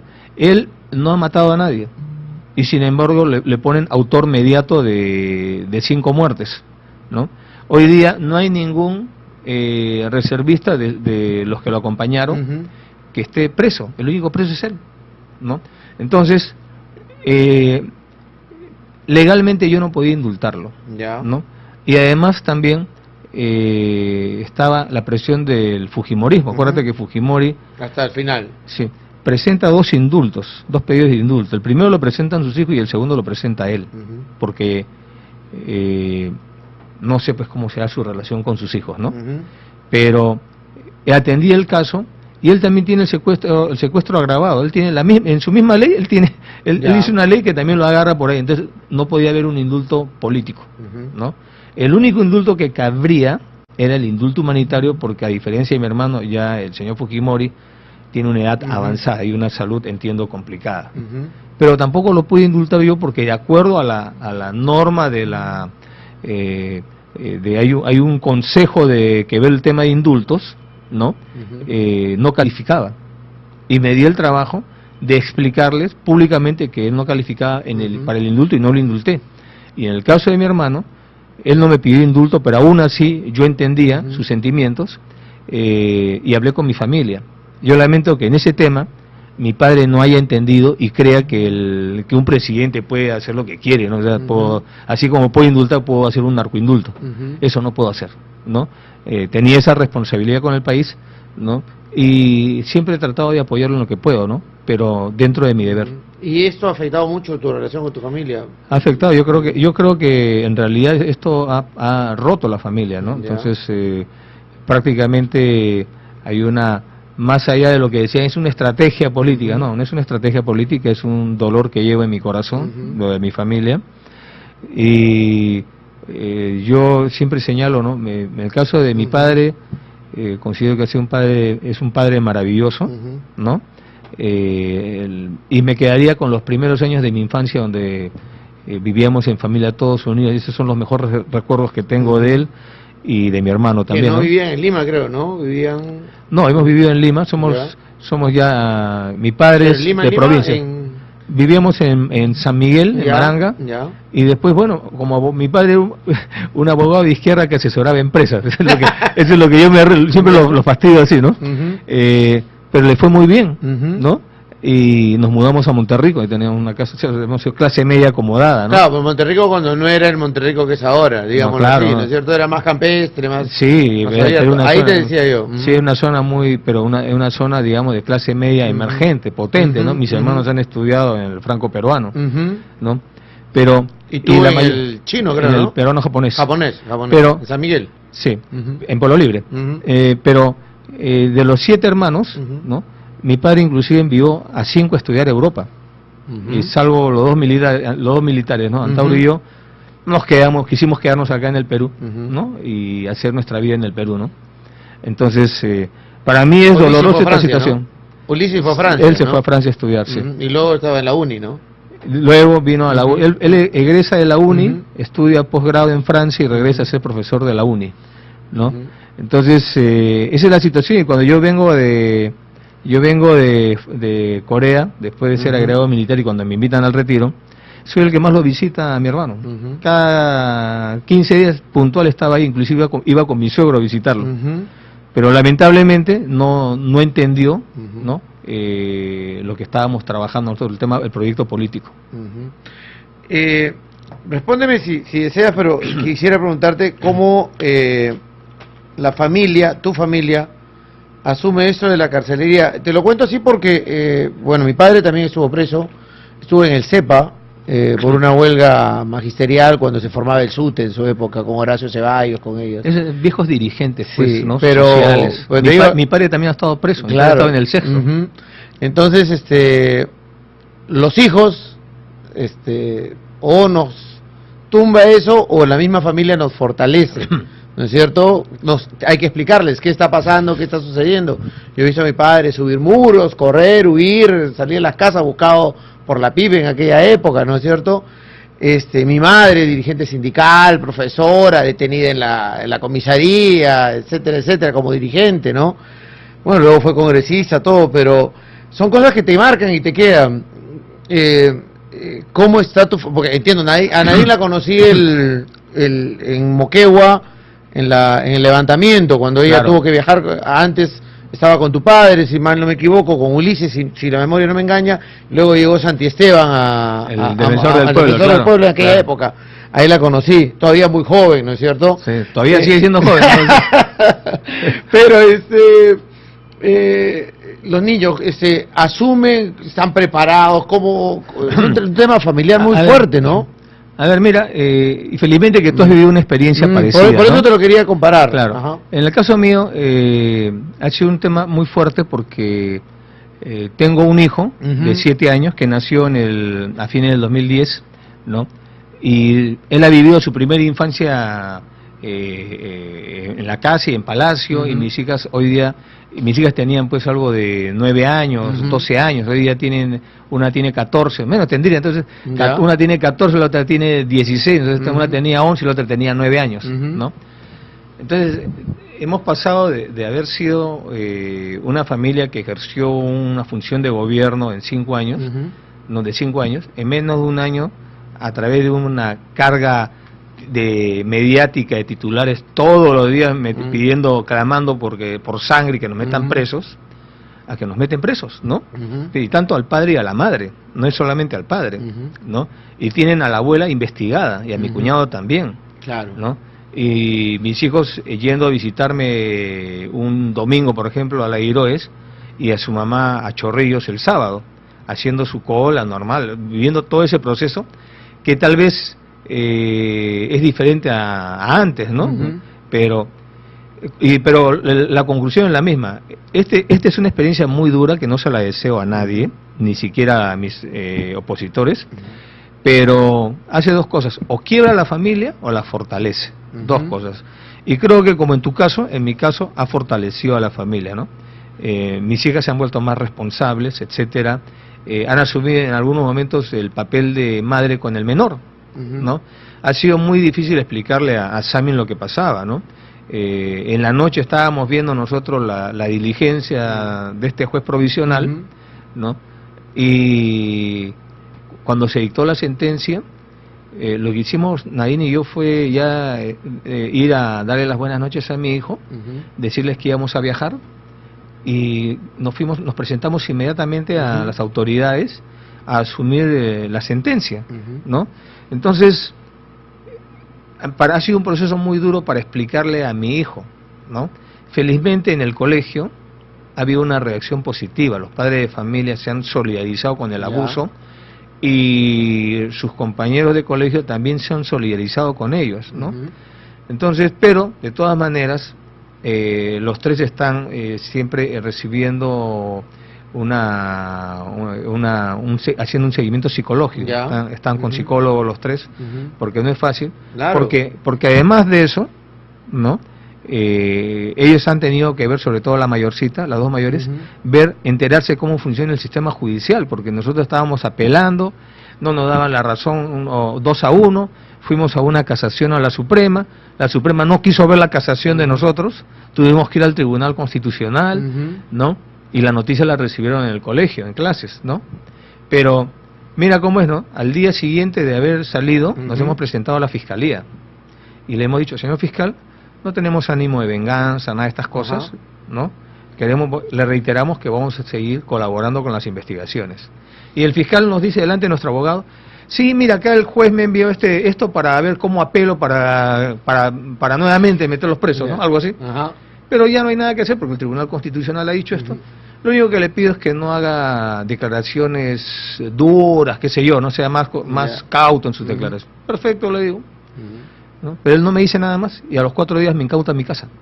Entonces, después de haber vivido esta experiencia traumática para mi familia, para mis hijos, en el 4.º día que estamos en mi casa, nos dan 8 horas para desalojar la casa. ¿Cómo explicarles nuevamente esto a nuestros hijos, no? Entonces, toda esta es una experiencia muy dura. No sé cuántos políticos han pasado por lo que hemos vivido nosotros, ¿no? Pero sí yo veo que aquí hay un ensañamiento, porque en nuestro caso, como tú decías, hemos cumplido con todo. A nosotros no se nos acusa de corrupción, se nos está imputando una investigación de aportes de campaña, que tampoco sería delito, pero que también es falso eso, ¿no?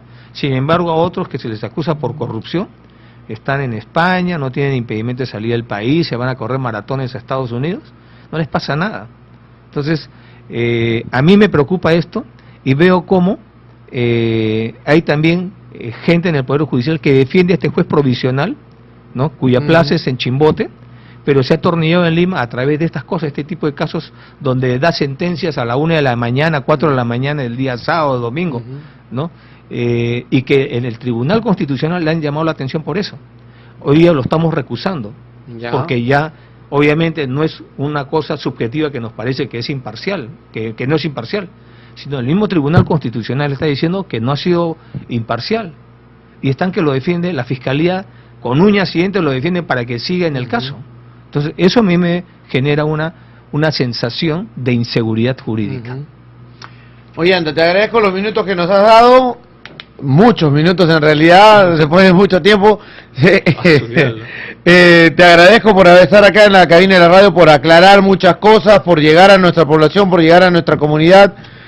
Y yo sé que hay mucha inquietud por escucharte, por conocer cómo se encuentra el expresidente de la República, qué es lo que está pensando justamente en estos momentos. ¿Vas a Moquegua inmediatamente? Sí, parto a Moquegua, vamos a tener una reunión con dirigentes, con unas organizaciones sociales, y de ahí vendría en la noche ya para regresar a Lima. Quiero simplemente unos minutitos, sí, ¿no? sí. Es el tema de que hemos visto el calor de las comunidades como en Vilavilani, hemos conversado con la gente, hemos visto que lamentablemente hay obras importantes en Tacna que no se están concluyendo. Creo que esto está pasando porque el legislativo y el ejecutivo no están trabajando bien, ¿no? Hay un ruido político que está afectando en general a la economía del país. Yo espero para que se concluyan estas grandes obras que eran las aspiraciones de Tacna. Les hago recordar que acá nací en la vida política, ¿no? Y que también hemos retribuido a Tacna de un presupuesto de un poco más de 1.000 millones de soles que históricamente por quinquenio le entregaban a Tacna. Nosotros les hemos dado 3.500 millones de soles para obras, y que siento que hoy día Tacna tiene oportunidades tremendas, tiene un potencial tremendo. Si terminamos la carretera Tacna-Colpa-La Paz, es una carretera que cambia la geopolítica de fronteras, que va a dinamizar la economía y que va a permitir tener otra ruta, ¿no?, al altiplano y a Bolivia. El Puerto Grau, creo que ya entiendo que el gobernador regional ha presentado el expediente al Ejecutivo, y por lo tanto creo que debiera trabajar esto seriamente a fin de darle pues un puerto, ya que hoy día Tacna no tiene un puerto, ¿no? Lo que sí puede haber es pues el tema de tal vez celos entre regiones, que yo espero que no lo haya. Creo que hay espacio en el mar para todos. Y voy a seguir viniendo, y te agradezco a ti más bien gracias por estar acá. Esta atención. Muchas gracias. Ollanta Humala con nosotros, expresidente de la República, nos ha acompañado acá en la cabina de Radio 1. 9:15. Luego viene el general Alberto Jordán, también está acá por la ciudad de Tacna, así que conversamos con él. Año tras año, nuestros socios ganaron y cumplieron sus sueños